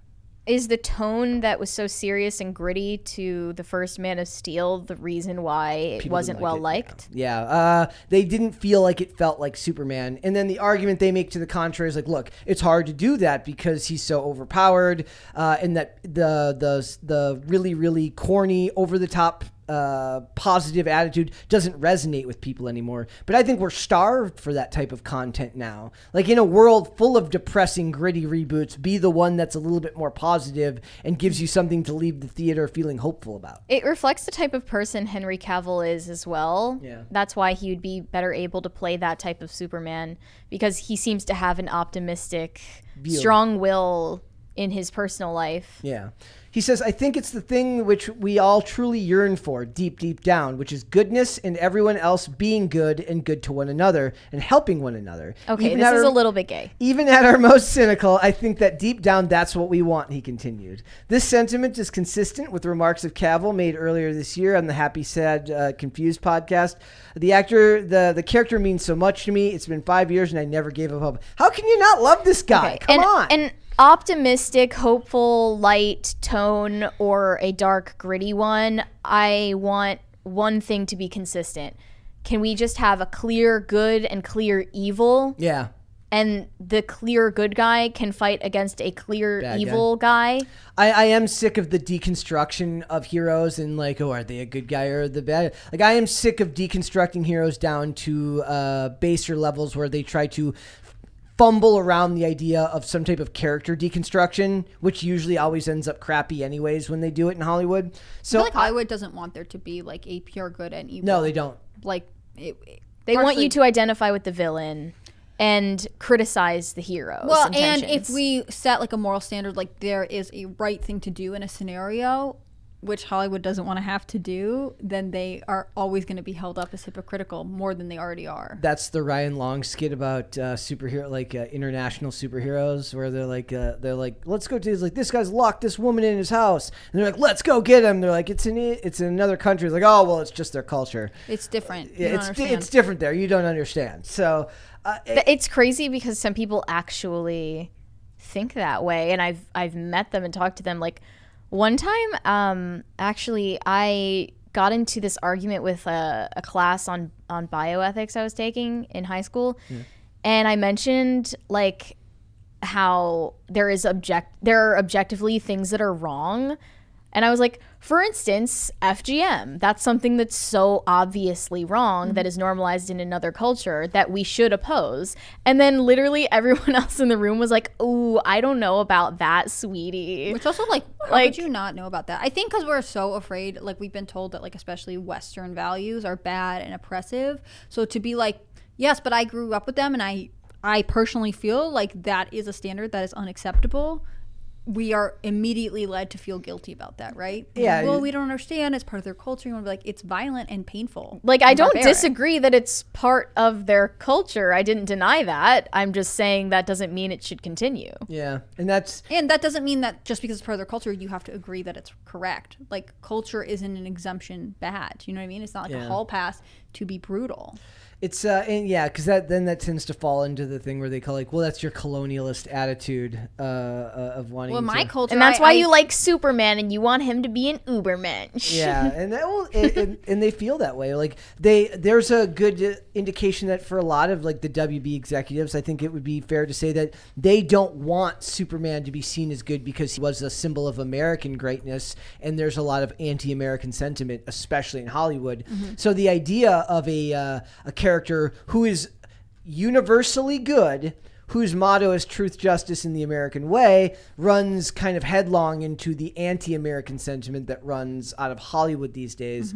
But it does still, to me, feel in a lot of ways like we have to be very, very careful, because everything that Henry Cavill, I believe more of, but James Gunn and all of these other executives, it feels like they just saw that, like, they have their focus groups and they're like, people are changing. Like, you know, they just I think it'd be read really the room. funny if, like, Daily Wire or some other, like, you know, right-leaning film producer, like, somehow managed to buy the rights to just Superman.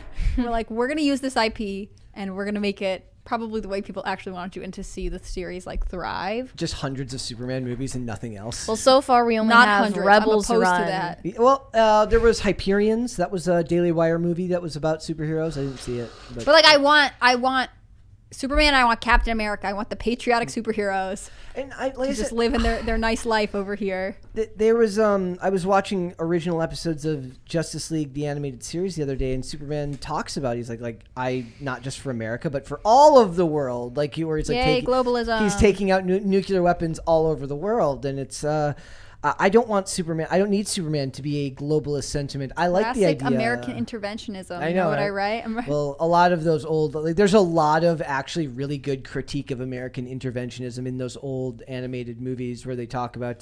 There's one in Batman, The Dark Knight Returns, where the president, he's like, "We're here to steal oil. I mean, spread freedom." It's very, very true that back in the day, what you would call like a comic book writer back then would have been very much an old school liberal who would have had those anti-war values that you just don't see anymore, because now they would be like, well, it's just their culture. They can go to war over there. It's not our.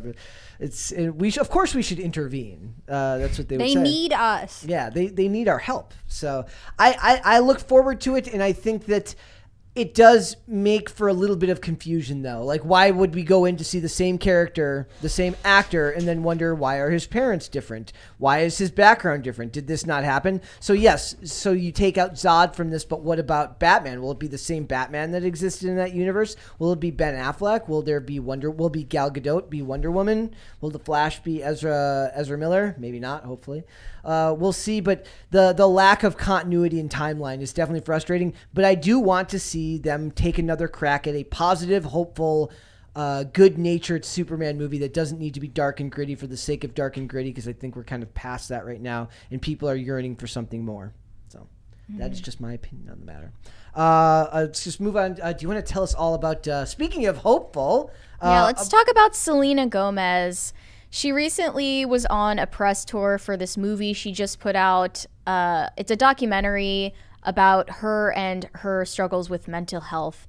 And in one of the interviews with the Rolling Stone, actually, she pointed out Taylor Swift as her only real friend in the music industry. She said she never fit in with a cool group of girls that were celebrities, and the only real friend she had in the industry is Taylor Swift. Wait, so that's not a cool group of celebrities? Like, Taylor Swift isn't cool? Well, that's totally untrue that she said that, because the group consists of, like, Taylor Swift, Lorde, Selena Gomez, I think Gigi Hadid. That was like a known group of friends in Hollywood, and Selena Gomez was a part of it. Unrelated, though, that industry that she's referring to is entertainment, not just music, not just acting, because Selena has done both. And then we saw her kidney donor respond to this quote. Her kidney donor is Francia Raisa, who is an actress. Admittedly, she is a lot less well-known than her friend, but they used to be roommates, and they were very close friends for like over a decade now. And she gave her a kidney in 2017. And then Francia responded to this comment she made on an Instagram post and just said, "Interesting." And then she quickly deleted that comment, but people did notice it, of course. And then they noticed that Francia unfollowed Selena Gomez on Instagram. Selena still follows Francia. Because she feels guilty. Right, exactly. And then she added a snarky response on TikTok. Selena said, "Sorry I didn't mention every person I know." So now your kidney donor is just some person you know. I don't know. So now she's getting a bunch of backlash for like ghosting her kidney donor. Well, we don't know that she who she's ghosted her. indebted to for life. Oh my gosh. And it turned into this whole thing. And a lot of people were like arguing, are you in debt to someone who donated you an organ for the rest of your life? And do you have to be friends no matter what afterwards? Also, let's trace back the facts. Okay, so Francia was on that ABC show about like teen pregnancy. It was like an after school special kind of thing, right? That was like her major role in Hollywood. That show ended. I have no idea if she ever worked after that. She lived in one of Selena's houses with Selena. They were good friends. Yeah. Whatever. Decides to donate a kidney. Super cool. Obviously, like, very important move. Major life decision. Then they put up the Instagram photos and everyone was like, oh my gosh, this girl. And I assumed that was like a blip to her career. And she didn't get cast in anything else. And then to take to Instagram to publicly comment on it, like, I suspect they are in touch. And it is a weird thing to be like, I'm going to make public drama over this. Like, if you're really hurt, why don't you text Selena? I'm sure they were guys together, can text her. like posting things on social media only a few months ago. At, like like, they her are 30th still friends birthday and party. in Like, touch for sure. I also think that, like, it is important to note that, like, she is, you know, maybe not at the level of celebrity that this conversation was talking about, right? Like, this elite girl gang, like, that was in that one Taylor Swift music video. Like, imagine being the hanger Francie on her wasn't because there. you literally had to donate a kidney to join the group. Like, that would actually just infuriate But me also, if I like- was but that then you're person. still not going to be in the group. You're not in the also, group. like, it's not her group. Like, Selena's saying she Yeah. never really felt like she was a part of this group. Like, she felt like she was more friends with Taylor Swift than the other girls. Whatever, That sounds just proves good. that just proves that That women's friendships are uncertainty- very complicated. And that a certain amount of uncertainty and lack of self-confidence is universal no matter what your income bracket. Like, you can still feel like you don't fit in even amongst a bunch of people that you feel that other people feel might be part of your group. I've never felt particularly like, no matter most of my friend groups, like, as much as I love most of my friends, like, I've always felt likes like his more friends, of but an- he doesn't want to come on a hike But with I- us or go to dinner. That's, well, the power of saying no, ladies and gentlemen. But, like, I've always felt like the outsider of most of the groups that I've been part of in my life, and I don't think there's anything wrong with that. And that does not make them bad people for me feeling like an outsider for that. Like, if they were to post a group photo of, like, everyone and they didn't mention me, I'm not going to hold that against them. And also, let's face it, just say no. Just Well, say it would no. be that's one thing. the But what button. if you had like donated a kidney to another blader, okay? And you guys had been friends for years, and then he posts a selfie with another blader and says like, "This is my only friend in the skating world. They're the best. Love them forever. But I don't really fit in with anybody else." How would you feel after that? Like, I'm just saying from Francia's perspective, I do understand the urge to be petty in response to a comment like that. And it must just be hard to like donate an organ to somebody and then you immediately feel worse and they immediately feel better physically. Yeah. But that's a different conversation. Like, Yeah. you could have said no to get Of course, and you it know was what I mean? totally Like, a volunteer thing. But she also did kind of frame it like Selena Gomez pushed the idea on her once they realized they were a match. But at the same That time, was you not- did the test voluntarily to find out if you were a That's not match. the way when they did like a filmed interview together. That was not the way it was presented Exactly, originally. yeah. Which is like, oh, we're changing the story, or maybe you feel differently about it now. My thing is just like, at what point are you still in this industry? And I'm not trying to be too hard on her. It's a tough industry, but like, are you acting? Like, She's what not are you super doing? relevant anymore. And like, as far as I know, they're still friends. So in some ways, like, Yeah. this seems like you are mad that you didn't get like a name drop, which like I assume is not hopefully what you really measure friendship by, right? And that you're not on the same level of relevancy that Taylor Swift is on. She's still acting which plenty. is She's in Grownish, 70 episodes, just in Okay. 2018 to 2022. She's got acting credits, 5 or 6 just in Okay. the last year. But She's point acting is- plenty. the point Point is is that she's conversation was about a specific, like, what was this, like 2010 or whatever, like girl group that like did in my recollection of this kind of evolved around Taylor Swift. And if Selena's just saying like, yeah, I was friends with Taylor but I wasn't really friends with that whole group, like, but I had other friends over there, like, that doesn't mean she's not friends. Like, this is like middle school drama to me. And This is why social media like, is why awful. comment on Instagram? Like, again, if you're really hurt by this, and Exactly. again, you're obviously an Yeah. important person, you gave her a kidney, text her, call her, you probably live in the same house, walk down the hall and be like, why did you say that? She'd be like, I actually think of you as my sister, or like, grow up and don't be I a didn't want baby to talk about your and just- business, or like, whatever. the problem is I think Francia is being overly sensitive Yes. and also Selena is being overly Yeah. sensitive because she feels like she is the martyr and punching bag of the entire internet every time something goes wrong for her. Also, her friendship with Taylor Swift gets a weird amount of heat. Like, she was childhood friends with Demi Lovato, and then Demi Lovato had that thing where someone was like, how's Selena? And she was like, ask Taylor. Like, shut up. Like, they're friends. Everyone leave them alone. Women. Who cares? And Selena Women, Gomez am I right? also like had this moment in her documentary where she was bemoaning the fact that people think of her only in reference to her relationship with Justin Bieber, which has long since ended. I only think of her in reference to her friendship with Taylor Swift. Is that better? I mean, it's really not our job to understand Selena Gomez on her own terms, is it? I just don't think of her. It's her job to like not care. Yeah. It's once you learn to not care what other people think of you, like actually not care or understand that their misinterpretation of who you are is not your responsibility, you kind of open your life up a big amount. I also don't think you have to just constantly be like, anything I do, I reference my kidney donor. Like, you can be extremely grateful, but like, I don't know. Sometimes this reminds me of, okay, you know that House episode where they're like, I don't know how into House you were, Mary, but like The friend who just lives off the dude because no. There is a lesbian couple who are living together, and like the girl can't sleep or something, and it goes to the whole thing, and then she needs like, I think it's a kidney. I think she specifically needs a kidney. And then at the end of the episode, but it turns out that the girl who's really sick is thinking about breaking up with the other one, but the kidney donor is like, no, of course I'll get tested. Of course I'll give you my kidney. And she's about to get wheeled into the operating room, and the doctor's having misgivings. She's like, she's thinking about breaking up with you, and she's like, yeah, but you can't break up with someone who gives you a kidney. Yeah. Like, it's all that's after the operation. That's after the operation. She's like, you donated the kidney even though that you knew that she was going to break up with you. She goes, she can't break up with me now. And she has this evil look on her face. Because like, we're all supposed to be sympathetic to this girl who's going to get like broken up with. Like in fact, that's House. What a great show. That scene hits me sometimes because the music hits this really, really like iconic note right there. And the actress makes this ultimate bitch face. Yeah. That is just iconic. Well, especially since all episode we're being led to believe that the redheaded lesbian is like mean and cruel for being willing to take a kidney from someone she's like got a dump. Well, House says it at the end. He goes, being a total bitch though, nobody can cure that.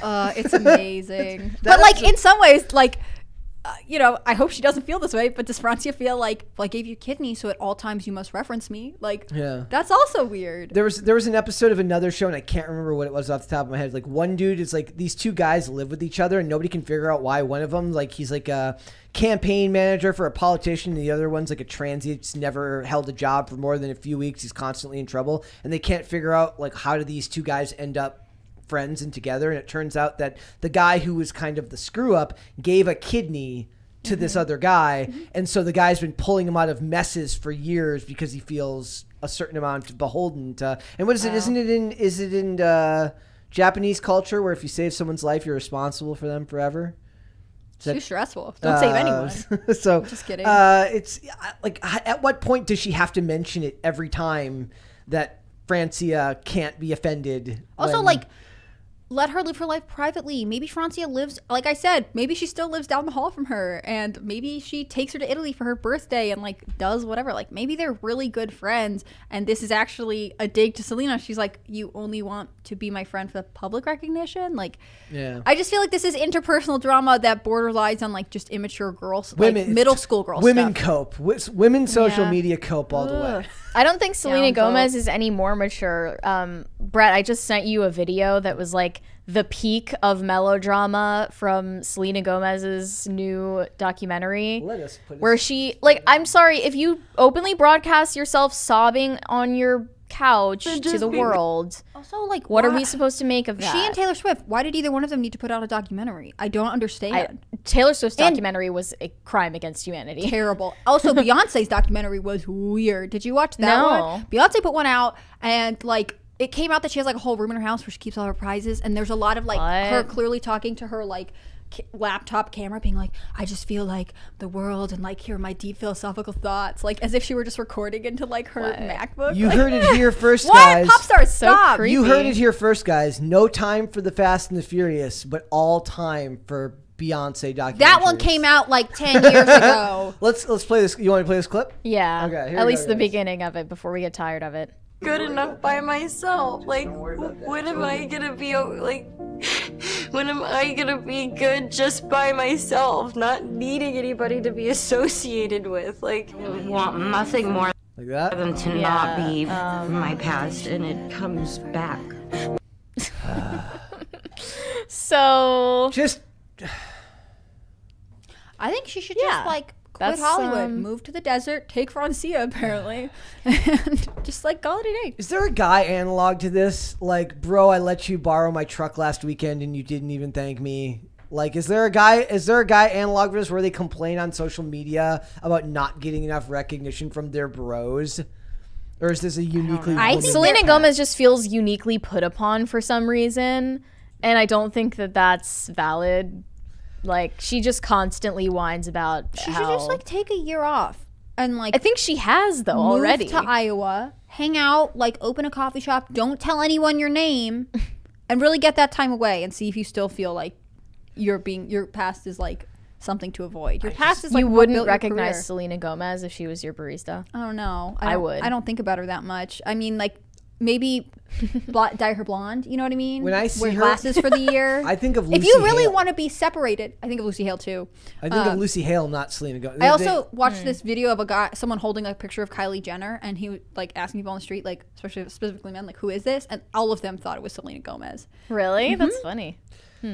It's just like social media was a mistake. Like, there should be like your phone should have a governor on it that like real limit. I mean, there's apps for that now, like called like Freedom, that like prevent you from using your phone. Like, you can set it to like lock your own phone. You're like you can lock yourself out of your own phone. Like, maybe we should take these women's phones away. Like, every time you feel the need to write something snide and snarky, just say no. Like we said about drugs in the 80s and the 90s, just say no. Ask, I mean, send them a notably, message. she did delete the comment, so she was willing to back down, right? Like, there's obviously been some sort of behind-the-scenes discussion we didn't see. But I don't know. It seems like they're both in the wrong. Yeah. Let's talk about Casey Anthony. How about that? Something a little bit darker and more controversial than the Casey last Anthony. topic. Yeah, like, the other day, I had like when we were making segments, when we started the Aaron Carter, not Nick Carter. When we started the Aaron Carter segment, like we were coming off of something else, and I'm like smiling. And you were smiling loud. at the beginning of the clip, and then someone was like, "Wow, Brett is smiling at the beginning of that clip. Like, what's wrong with Because him? we were He coming- thinks that He's Aaron a Carter's death psychopath. is funny." Yeah, basically. Yeah, don't listen to those people, Brett. So Peacock is giving Casey Anthony her own 3-part docuseries called Casey Anthony, Where the Truth Lies, and it starts streaming on the 29th this month. Here's the synopsis of what it will be about. Considered one of the first trials of the century that polarized conversation in living rooms across America, the Casey Anthony case is one that still leaves more questions than answers. There have been several movies and documentaries made to fill in the gaps, and yet the woman at the center of it all remains the biggest mystery. Throughout the exclusive 3-part documentary series, Casey Anthony finally tells her side of the story and addresses the public that has made so many assumptions for the past 13 years. So if you're unfamiliar with this story, this happened back in 2011. Casey Anthony was found not guilty for the murder of her daughter, Kaylee Anthony. And at the time, and still, it is widely believed that she was wrongfully acquitted of this crime. Her daughter was found very gruesomely murdered and, I believe, stuffed into her own trunk of her car. And a lot of people believe that she was acquitted because of her looks and not because of the evidence. So this is the first time that she's going to be asked directly about the situation and interviewed in a way that, admittedly, she has no creative control, but she's going to tell her side of the story, and it's sort of going to be like an OJ if I did it. That's what I'm assuming it's going to be. Oh, and they didn't allow that book to come out, right? Right. That Yeah. book got So pulled. this Well, is and I going think forward. specifically her parents fought against a lot of that. Like the family members of the victim of a crime often can take people to civil court. You're not allowed to profit Well, off unfortunately, of a crime. she's both the parent and No, her parents, the grandparents of the child who died, Yes. like specifically came out against her. They believe she did it. Last I heard, like it Like is her like her grandparents-in-law. no, her parents who Didn't she they lived post with. her bail? They posted her bail. I know they both came out against her at one point. But that's a because- complicated thing because maybe at first they didn't know what was going on, but when the evidence came and out, there was a they while began where to it was like suspect. maybe it was her boyfriend. Also, like, But still, it's she like- is like a documented like I don't want to play armchair psychologist, but like she clearly has a personality disorder, and she had a really long history of like lying. Like she is I feel like it's a sociopath. Like she can lie through anything. Like she like wasn't going to school. She was a very disordered person for a long time leading up to her daughter's death. Yeah. And so like I feel like she is the kind of personality who wants the spotlight but also is manipulative. So I can see the fascination with wanting to hear directly from her, but on the other hand, like, let's not give her money for I don't know if she's getting paid for this though. Maybe she's just getting paid in like the exposure or feeling like she has the last word. Who knows? She's definitely getting paid for this. But they're getting a lot of flack for giving her this platform and this opportunity to speak for herself. Yeah. And it's getting actually weirdly a lot of comparisons to the Netflix Dahmer series, which obviously is inherently different because Jeffrey Dahmer is dead and cannot speak for himself. Yeah. And it was a fictionalized, dramatized version of those real events not directly interviewing the person about his crimes. Wouldn't the better comparison be about like the other true crime documentaries about women that have come out in the last year and two? I think that's why it's going to be on Peacock, because that's a predominantly female subscribed streaming service. So let's just read some tweets from the detractors. Jay Elton's first. If you ever wanted more context about how morally bankrupt America is right now, child killer Casey Anthony is getting her own show on Peacock. Then I want to actually address this. So is this a sign of American social and kind of cultural decline, or is this just a sign of apathy by people? A lot of kind of people's ability to be really fascinated by something so gruesome, or is it simply people are like, look, she wasn't convicted. Is this fall into that category? Like, hey, man, she wasn't convicted. Like, who am I to judge? Like, is that where we're at now? Like, I think it's a sign of decline, but no more than any other true crime docuseries or true crime dramatized series that's coming out these days. It's a fascination with gruesome crimes that people have right now, and they're capitalizing on it. It's not just gruesome crimes. I think it couples with the conversation people have about cancel culture, right? Like, she was acquitted, right? So theoretically, she was never proven guilty. So theoretically, like, we should let it go. And similar to OJ or to other people, like, we know that being tried in the media is incredibly damaging. And so in some ways, like, because she's not guilty, and I'm not saying I agree with this, but just to present the hypothetical, like, she should have the opportunity to be on TV. She was never convicted of a crime. But public sentiment is probably that she was involved with her daughter's death and therefore should not be able to profit or even gain exposure, indirectly profit off it. And I make the comparison a lot of times that I get annoyed when people talk about companies having ethics and companies having morals. You cannot expect a company to have the same ethics and morals that a human being does. So to Peacock, in the eyes of the law, she's never been convicted of this crime. Therefore, it is not wrong for them to pay her to be in the series. But we know that that's not necessarily... It's like a technicality. Yeah. Like, they know technically they're not going to get in trouble for doing this. And also the controversy is free press. Just because this is going to boost the subscribers on their platform for sure, because people are going to want to watch it just out of pure fascination, whether or not they support the project going forward. Another tweet said, genuinely disgusted with Peacock giving Casey Anthony a platform and a docuseries. So many important and unsolved cases in the world, and you're giving a woman who's at best a sociopath and at worst a free child murderer a platform for ratings and because she's hot. Well, do you think that it's because of her looks? No. I mean, I guess that's you think it's related to that. Was the a lot of people are also pointing sentiment. out, like, oh, she's getting a platform because she's white, and white people are never like subject to the same scrutiny in the justice system and in the media. She's definitely been scrutinized, right? Like, that's not true. I do think it has to do with her looks. I mean, not to be terrible at it. I don't think anyone's saying this out loud, but like, that was one of the things that factored into the case in the beginning, right? That's what everybody pointed out. And it was something that, like, I read like a whole thing on this because I fell down a internet rabbit hole one time, and like, her looks was one of the ways that she leveraged influence, especially over men. Like, before the murder. And there's fascination just on that topic alone, right? Of like a woman's ability to be manipulative using her physical appearance. And if you're a narcissistic sociopath, like believing that you are so beautiful that you can not be convicted of a crime, like that's actually a condition. Weirdly, that wasn't as much of what people brought up in these tweets. They were bringing up her race more often. Someone said Casey Anthony deadass got away with murdering her kid and still ended up with a TV deal.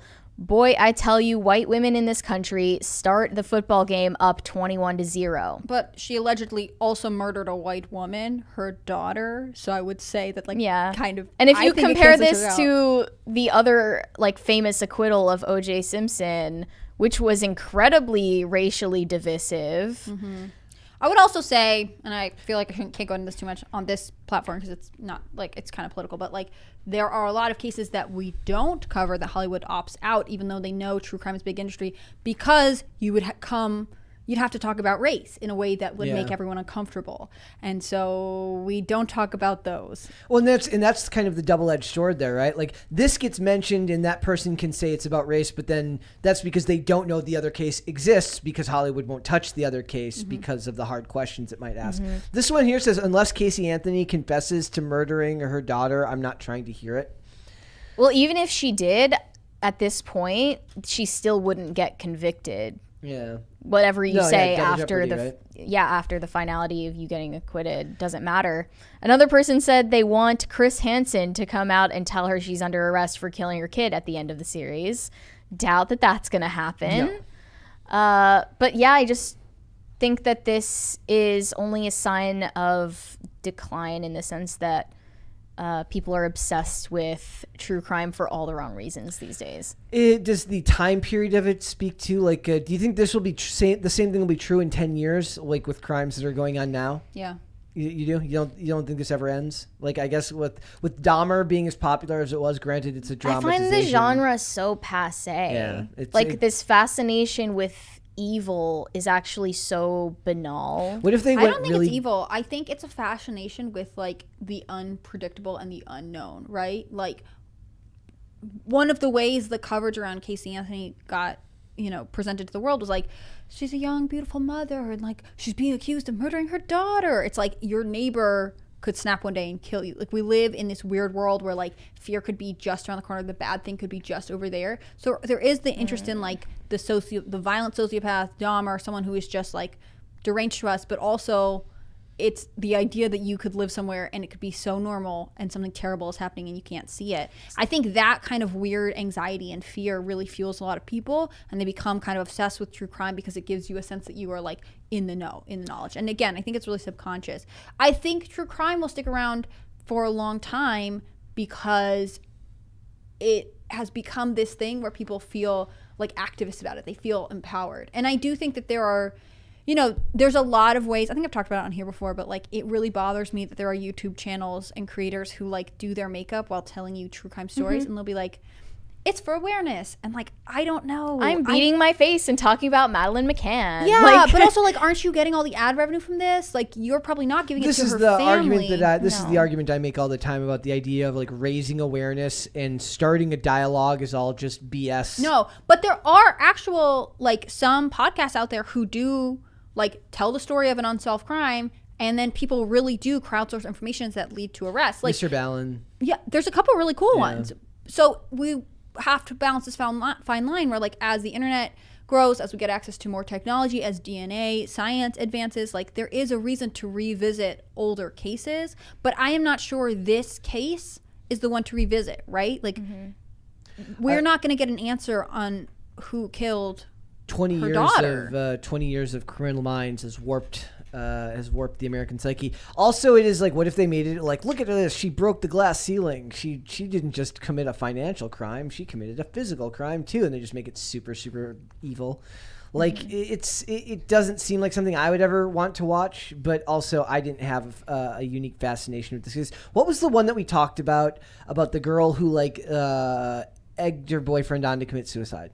That was dramatized in The Girl from Plainville. Okay. It's a Massachusetts case. Yeah, so I think that's a similar one where people were talking about how a woman can use manipulation and also her looks or even just her own self-perception of her looks to change the opinions of jurors. Yeah. So, and there, I guess there's also something interesting there about like just in a world where we live in the believe all women time, like that there are women that you shouldn't believe because they're very clearly bad. Like it's so counter to what the narrative is societally that women can do no wrong and women are put on a pedestal.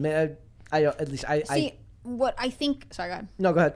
I was gonna say like that is true, and I think that's interesting. But also, in some reasons, I think Casey Anthony's case is fascinating to people because it's like, could this mother have killed her baby? Right? Yeah. Like, could she have done this? Like, under what conditions? Like, people want to know where they can, like, people can do these unthinkable things. Yeah. And I just like, I don't think this is appropriate to return to the thesis question. Like, I don't think Peacock needs to dredge this up. I don't think anyone benefits from it. And to me, like, I'm sort of with you, like, true crime is kind of passe, and in this case in particular, like, nothing positive comes from this. Well, right? Casey Anthony is the one who benefits. Yeah, then let me Yeah, ask this question. Is there a way to pivot and do this without, as long as they didn't have her involved? If she wasn't directly benefiting from this, so they found a way to talk about this, tell this story, get this information out there and raise awareness, but No, not involve her in it's the the production. exclusive, the thing that's selling this is that she's in involved. it. Yeah. Okay. Yeah, because there's already an oversaturated market of documentaries. And I think Lifetime about this. or like Hallmark or one of those things like did a dramatization. Like, it's done. All right, and I got one more thing before we go, guys. Disney stock plunges 11% to new multi-year low on earnings call. They missed their profits. It's very, very bad, and here could be why. Did you know that the Deputy Prime Minister of Canada got in a little bit of trouble for comparing everybody else's financial woes to the fact that she decided to cancel her Disney Plus subscription? Well, she said we're going into recession, and look, you guys need to be smart with your money, like me. Let's listen to this video. It's really funny. And I think Canadian families are looking really closely at all of their expenses. I personally, as a mother and wife, look carefully at my credit card bill once a month. And last Sunday, I said to the kids, you're older now, you don't want to watch Disney anymore. Let's cut that Disney Plus subscription. So we cut it.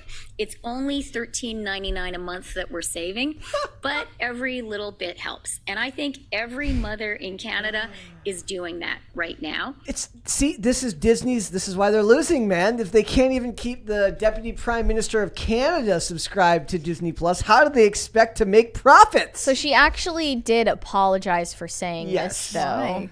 She apologized because people were like, you are A dummy. voicing something that does not resonate with ordinary working people, and you have an extremely bloated salary. It's kind of their weird version of like, if you can't afford gas, just buy a Tesla. If you can't afford Disney Plus, Your kids aren't watching Disney Plus. Stop paying for it. Well, hey, this is the Hey, problem. if you're struggling to pay your bills, just don't buy streaming services, you dummy. Yeah, of course. It says, you know, one thing that really bothers me about Freeland's ignorant Disney Plus comment, the idea that struggling people should have nothing that makes them happy at all. Their entire lives should be misery and trying to survive. That is a ghoulish outlook. Good use of ghoulish, my friend. Do you think that that's like maybe we can set boundaries onto ourselves? She's like, Disney Plus isn't really killing it right now. I didn't really like Andor. I'm really struggling with my bills.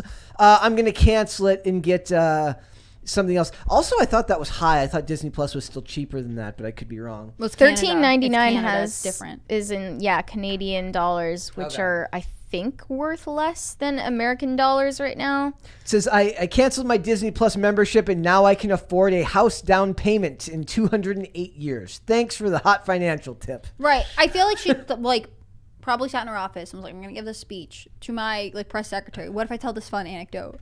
And hopefully the press secretary was like, I prefer if you did it. And she was like, I'm gonna do it anyways. I think it makes me look relatable. She's like, I'm just like one of you Meanwhile, guys. someone who's like, how are we gonna pay for the mortgage this month? Like, it's getting cold in Canada. How are we paying for heat? Is like, no, we don't. We don't. Well, they got all relate. that free health care. How can they be struggling? Yep. You just have to wait. They live in a utopia, don't you know? Don't you know? That they're trying to replace with immigrants. It's fine. But yes, so Disney Plus stock is plunging to multi-year low, which is funny because I see so many articles that go back and forth. Like it really like one of the things about like reading from the trades from like a Deadline or a Hollywood Reporter is like you can really see where the spin comes, because an article like this comes around every once in a while, but then you see lots of articles. It's like Bob Chapek, the master of Hollywood, presides over the best Disney we've seen in years, and they talk about all these numbers that don't mean anything, and like look how good they did this quarter, and then the truth eventually comes out down the line that things aren't going as well, and maybe they're missing out on some of that Chinese money right now. Like maybe they want to maybe scale back their agenda pushing in favor of profit. Pivot to profit, Disney. Bob Chapek might need to become a David Zaslav. Yeah. And stop being overly focused on the streaming platform, which operates at over $1 billion loss. And let's face it, like when people talk about Disney movies, I don't really think of much excitement about Pinocchio. Didn't even come out in theaters, and it was universally hated by the people who did watch it. And then they're putting out these social justice agenda shorts about like this obese ballerina. And the TV shows aren't like they're saturating the market with really, really stagnant and below They're average just TV vomiting shows. out Star Wars content. They're beating IPs to a pulp. Like, how do they fix it? I don't know if there's a way they could fix it. Just other be than, more selective, I suppose. I'm telling you, man, go back to... They're putting out their ad tier soon. I think that's Yeah. coming out in exactly a month. Netflix just released their ad tier, and a bunch of stuff that Netflix makes isn't on there. Like, you can't watch their stuff on the ad tier version of it, so... Like, could the ad tier just have ads and no other changes?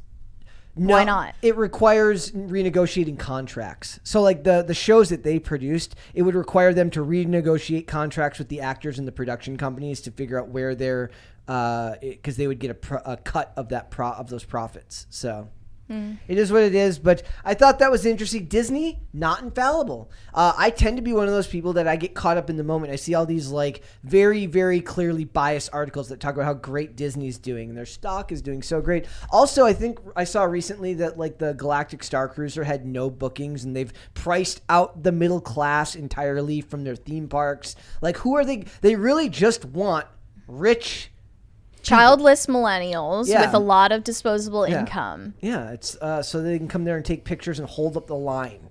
Yeah. So it's awful. Got some super chats. Raventhor said, Hannah Claire Shredder video happening today.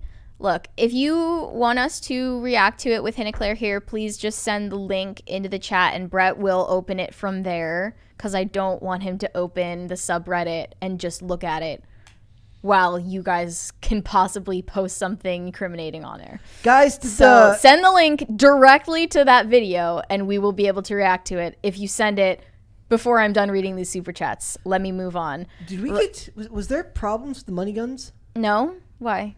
I feel like am I losing my mind? I felt Yes. Yes. Regatan said, challenge me on Pokemon Showdown user Chromanito. Okay. Bad Adam 12 said, with our country and world being on the brink, we need hopeful Superman. We all need more hope in these dark days. See, pivot to happiness and hope, please. No more dark, gritty reboots. We don't care. We get it. You're all depressing and extremely amoral. Just stop it. I'll admit, I want the dark, gritty reboots for Disney Princess Folktales.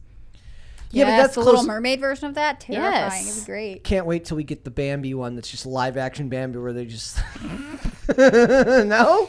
Once that's public domain, I guess we'll get it. Oh, it's like an evil truck that just searches out deer. Wayward Soul said, idea, during his death, he has a horror-esque nightmare setting the stage for the movie. Dark, trippy tone for a Superman versus Bizarro Justice League Of America. movie. I believe they, if somebody might be able to correct me, I might have missed that part of it, but I believe they did Bizarro Superman for part of season 2 of Superman and Lois. Another show that is unfortunately in question now. Stargirl got canceled, and now possibly Superman and Lois, which is objectively the best thing that DC Television has done. Stargirl? Stargirl. Is it a... There's like a YA novel called Stargirl that I read in like 4th grade. Stargirl is a character by Jeff Johns. It's a superhero character. Oh, definitely not the thing I'm thinking of. Different thing. Guam Tech said, I want a Superman movie based off the Red Sun story where they focus on social commentary on communism and how horrible life becomes under it. I haven't watched the Red Sun animated movie. It's one of those ones where I always I look at it and I'm like, I'll watch that this weekend, and then I never do. I need to get around to watching that. I just don't want any political commentary, whether it agrees with me or not. I think that's one of the reasons I have a hard time committing to it. I'm like, do I really? In the logo, in the Red Sun, the Red Sun version of Superman, where the S is on the chest, right? Instead, it's a hammer and sickle in the middle there. How is that not boring? Why would I want to watch that? Nathan Settlemyer said, "Repo that kidney." Hey, that's a good idea. Give me my kidney back. That was a scene or that was like a storyline in But then you know that you just did it for the coattails effect, right? What was it? There was some serial killer movie where the guy gives he donates people kidneys and they have to pay monthly for life, and then if they don't pay it, he just takes the organ back and you die. Forget what it was. That app said, F, Mary, kill. Casey, Jodi Arias, Amanda Knox. I don't know. Foxy Noxy. I don't know what Jodi Arias looks like. She's the one who murdered her boyfriend, right? Is that a more recent case? Because for some reason, I recognize the name. Early 2000s, I think. Okay. Casey Anthony, I recognize. Amanda Knox, I recognize. Jodi Arias, I don't recognize. I think if I'm remembering correctly, she's the one who murdered her boyfriend. But they weren't really together, and it was very brutal. And then she was like, "I'm a morning girlfriend," posting all about how she's in love. We're together, but we're not together. It's real casual. Well, he was like, I don't know. We could go into this later. Cheery. I'm being so toxic today. Cheery. Just murdered my boyfriend. Somebody's gonna clip the hell out of that. That's gonna be fantastic. Dragon Stallion 1001 said, just to keep up Hannah Claire's morale for her future Fast and Furious fandom. Thank you, guys. Thank you. That was Dragon Stallion 1001's. Thank you. This is reminding me of the cop Thank lights you. in Fast and Furious, which I'm motivated to watch. Exactly. They say Tokyo Drift is the best one. I have heard that, but then it's all downhill for another 7 movies or 6. Take what you can get. That's not true. It is not. Okay, look, 4 and 5 and 6 and 7 are all good. That's at that point you just stop the only person counting. who has said this. That's not true. And Dragon's Talon 1001 said money gun test for Brett T-Rex. Thank you. They did work. I felt like I wasn't seeing him like there was a time where we got a bunch of chats and I wasn't. No, seeing they were them. going off. Okay. All right. Potatoes That's not for enough. I'm just Brett. apparently brainless today. That's all right. Okay. I think you do kind of adjust to seeing them. You know what I mean? Well, yeah, I always flinch when I haven't been on in a while and they go off. But then after that, it's oh, right. Yeah. It the is letter so, of money. funny. It would be funny to have some type of compilation of us we need a stone-faced supercut talking through of the money scared guns. guests. Yes. Yeah. Yes, yeah. I have been asking for this for 6 months. Meme review, guys. We need it. Potatoes for Seamus said, all I need for happiness is the PCC crew plus Seamus. Brett is still king. Happy Friday, by the way. The gaslighting. Good Friday? See, the gaslighting is Guys. real, and it's breaking my brain. Time doesn't mean anything. I was up really late covering midterms last night. I didn't go to bed till 5. I know you do that on the regularly. I'm a grandma. I don't. And now it could be any day of the week, any time, nothing. Yeah. Does feel a little bit like a Thursday right now. I feel because we had a lot of people at the house yesterday. It was kind of buzzing. I feel that typically happens later in the week. So now in my mind, I'm week's almost over, but it's Wednesday. That's an interesting phenomenon. When you can be it feels like this day of the week, and it's the most subjective thing you could ever say. But people tend to agree on it. That's why Yeah. I think collective consciousness is a thing. Yeah. By the way, did anyone drop the link in the chat, or is that gonna be For the Hannah Claire, I didn't look. the Shredder video? I can. I have no idea. But unless you guys did that, we're not pulling it up. I'm sorry. If anybody wants to put the chat, which one are we looking for, It's a Shredder video, the one that had Hannah Claire in it. guys? Somebody, I can't scroll back up. Please do this because I don't understand what's happening. If somebody could go in there into the Pop Culture Crisis subreddit and check and put in the link of Hannah Claire as Shredder, Then we will pull it up. Otherwise, we will not, and you will be disappointed. Links- This is your Also, mission, please. I'm not doing that because I don't know what I'm going to be clicking on. Somebody could be like, here's the link, and it could be anything. But you need to read what the link is before you click on it. You're just okay. Then you need to like paste it, then look at what it is, and then put it on screen. I don't think this is real. I don't think there's any such thing. There is such a thing. I swear. They spent hours on which it. I respect. Ellen Thompson, I can't scroll back up. I don't know if your link worked. I can't send. Paste it scroll again. back, look. Okay. Yeah. If there ever was a link to this supposed video. Bad App said, "Have you watched Weird with Daniel Radcliffe yet?" We should have reviewed it. Where is that? Is that on streaming only? It's on the Roku channel. So you have to. The funny thing about it is he made like a tweet afterwards where he like vaguely tells people to torrent the movie, like in true Weird Al fashion. It's really funny. I just was never like a fan of or like acolyte of Weird Al. Like, I guess that's kind of before my time. His concert. I never really like. Occasionally, he'd have like a video that would go viral. I can think of like one, and I like think I saw that, but like. It didn't occur to me that he like went on tour and people were like, I'm gonna go see Weird Al. Yeah. I never really got the hype. But yeah, we might watch that. What's happening? Tacti Platty said, oh no, I'm not gonna read that. Sorry. That's the best. Don't say these things. Like, that's so weird. Potatoes for Seamus said, I'm sorry, Brett, please love me. Don't worry, buddy. I love you. Bad App said we are having what? You can't put links in the chat. They're saying. Oh. So.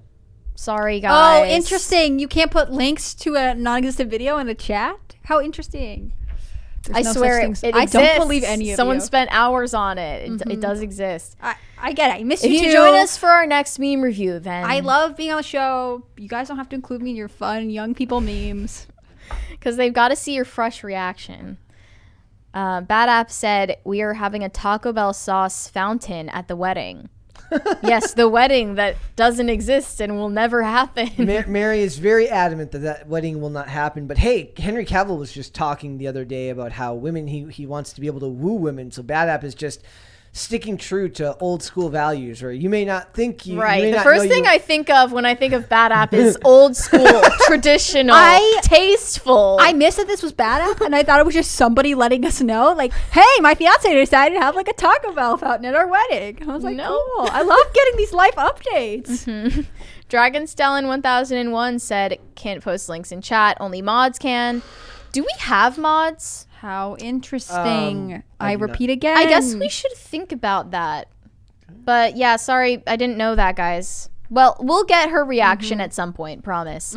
When there is a video. Yes. Porco Rosso Forever said, you can't put links in chat. Yes, heard that. Wait, somebody super chat again and let us know. Can we put links in chat? I think this link doesn't exist. I don't think there's such a thing. It exists, I swear. I feel like this is like the dunk tank where it has some weird origin story that I'll never understand. Dane saw it. He'll attest to that. Hold. I don't even Tacti know Platty. Hold, please. Okay, we're holding. Tacti Platty said that he DM'd Brett the link. So we can pull it up right now. You're going to see that it exists. I don't believe this. Yes. What is this? Should I bring my mic with me? Excuse me.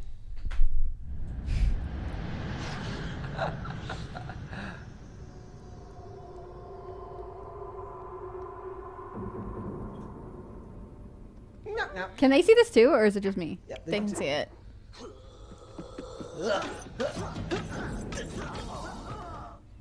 Does anybody have any idea about who or what this is? I don't know. But I bet he never asked to ask for a can opener. Hi, I'm Nicola Brimlow. I'm a writer for Timcast.com, and I'm being forced to watch all the Fast and the Furious movies. You can find me on Instagram at hannahclaire.b, and you can find me on Gab at hannahclaireb. To be fair, I actually never post there, but I like it in concept. The best part is they take the same shot of him dropping down, and then he reverses it so that he jumps back up, which didn't happen in the movie. So there you go, Hannah Claire. It does exist.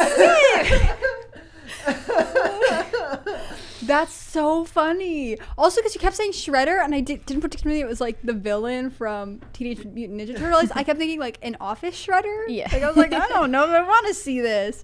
Also, like, man, I really hold psycho eyes on the outro there. It was beautiful. Also, guys, I made a post the other day that they need to make a Last Ronin Teenage Mutant Ninja Turtles movie, and they need to do it with Jim Henson's Creature Shop. I know, no, there's no Jim Henson anymore. With the costume rather than CGI, and they need to get to making that right now. Bad App said, "I'm trad AF, baby." Well, there's nothing. I doubt that for some reason. Nothing says trad more than trad AF.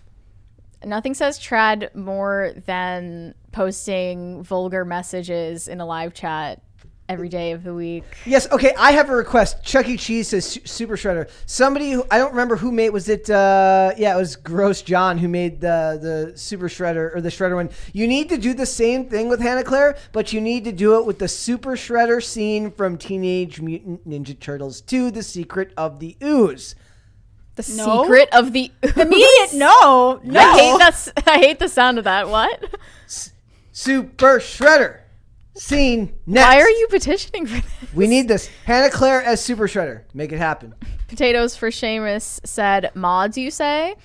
I just realized you can have like mods in a YouTube channel. Mm-hmm. We wouldn't be. We have them for some I guess of the we other... should like start thinking about that. Yeah, there are some for the other Timcast Media channels. They have them, but I feel like it wouldn't.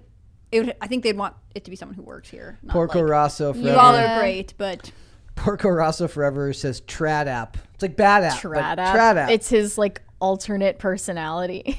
So it's his nice twin brother. Yeah, he's the evil one.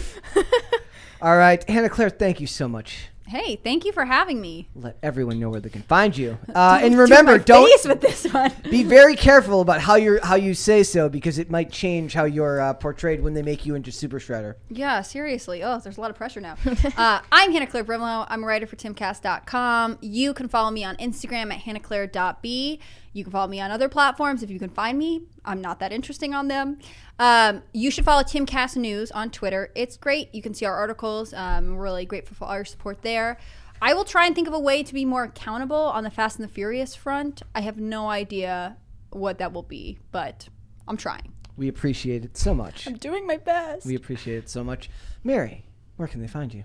You can find pictures of me on Instagram at Mary Archived, and you can read my inane thoughts on Twitter, also at Mary Archived. Do you feel that your thoughts are ever not inane? Do you ever say on something? Twitter? They are always inane. Yes. You never post something you're like, this wasn't inane. This is great. No. Perfect. That's what Twitter's for. Fair enough. All right, guys, thank you so much for joining us today. It's been a lot of fun. Please remember, like the videos, leave comments on the videos, subscribe to the channel. If you have not already, I need to be saying that more. I'm going to try and do my best. I will. Smash that like, smash the like, etc. well, no, gently tap the like button. Remember. Hey, how many subscribers do you need until you bleach your hair blonde? It's got nothing to do with subscriber What are you counts. thinking? I think subscriber count would be a good one though, because then it's inevitable. Yeah. No subscriber count for that. It's still. I think it's on the table. I feel like it's on the table. Yeah. In my bones, I feel like he's committed. It's on the table. Oh, I'm sorry. You don't want to be blonde. You want to be like have red hair or like purple hair, right? That will never happen. Okay. So if you get 10,000 more subscribers, I don't know what your current subscriber count is, Brett will dye his hair purple. No. What about 60K? No. 70K? Nope. 80? Nope. 90? Nope. 100? 100 it is! Not purple. And sold! I will dye it blonde. I will never dye my hair purple or any other weird color. But okay, guys, fine. But they want the bleached hair back. You heard it here first. Brett is back to blonde if we get to 100,000 subscribers. It's blonde. We'd have to have That's our new hashtag, back to blonde. We'd have to have a similar crisis party situation to what happened. Nope. Or just the subscriber count, because thing. that's going to happen anyway. We'll talk again at 100K. Well, my people will call your people. We'll do lunch. I'm sorry. Sure. I just auctioned this off for 100K. I feel like negotiations are closed. Guys, we have one more super chat from Potatoes for Seamus. He says, thank you, Brett. So good to feel. That's very nice. Thank you. Thank you for Potatoes for Seamus. Back to blonde. Back to blonde. Keep going. Oh, I'm good. It's going to happen. All right, guys, like I said, like the videos, leave comments on the videos, subscribe to the channel. It means so very much to us, and I need to be doing that more, so thank you. If you want to follow me, you can follow me on Instagram at Brett Dasovic for the show. We are here Monday through Friday, 3 p.m. Eastern Standard Time. That is noon Pacific. If you would like to follow us on social media, we are at Twitter at popculture_show, Facebook and TikTok at popculturecrisis, and on Instagram at popculturecrisispod. If you would prefer to listen to the show rather than watch, Amazon Music, Apple Podcasts, Pandora, and Spotify, all great platforms in which you can listen to our not inane thoughts on popular culture and movies. We are also, what do we get? Anything else? We got a guest coming up on Friday. We got a lot of good stuff. We're going to be reviewing Wakanda Forever. We'll be back with another episode tomorrow. We'll see you then, guys. Bye. Later.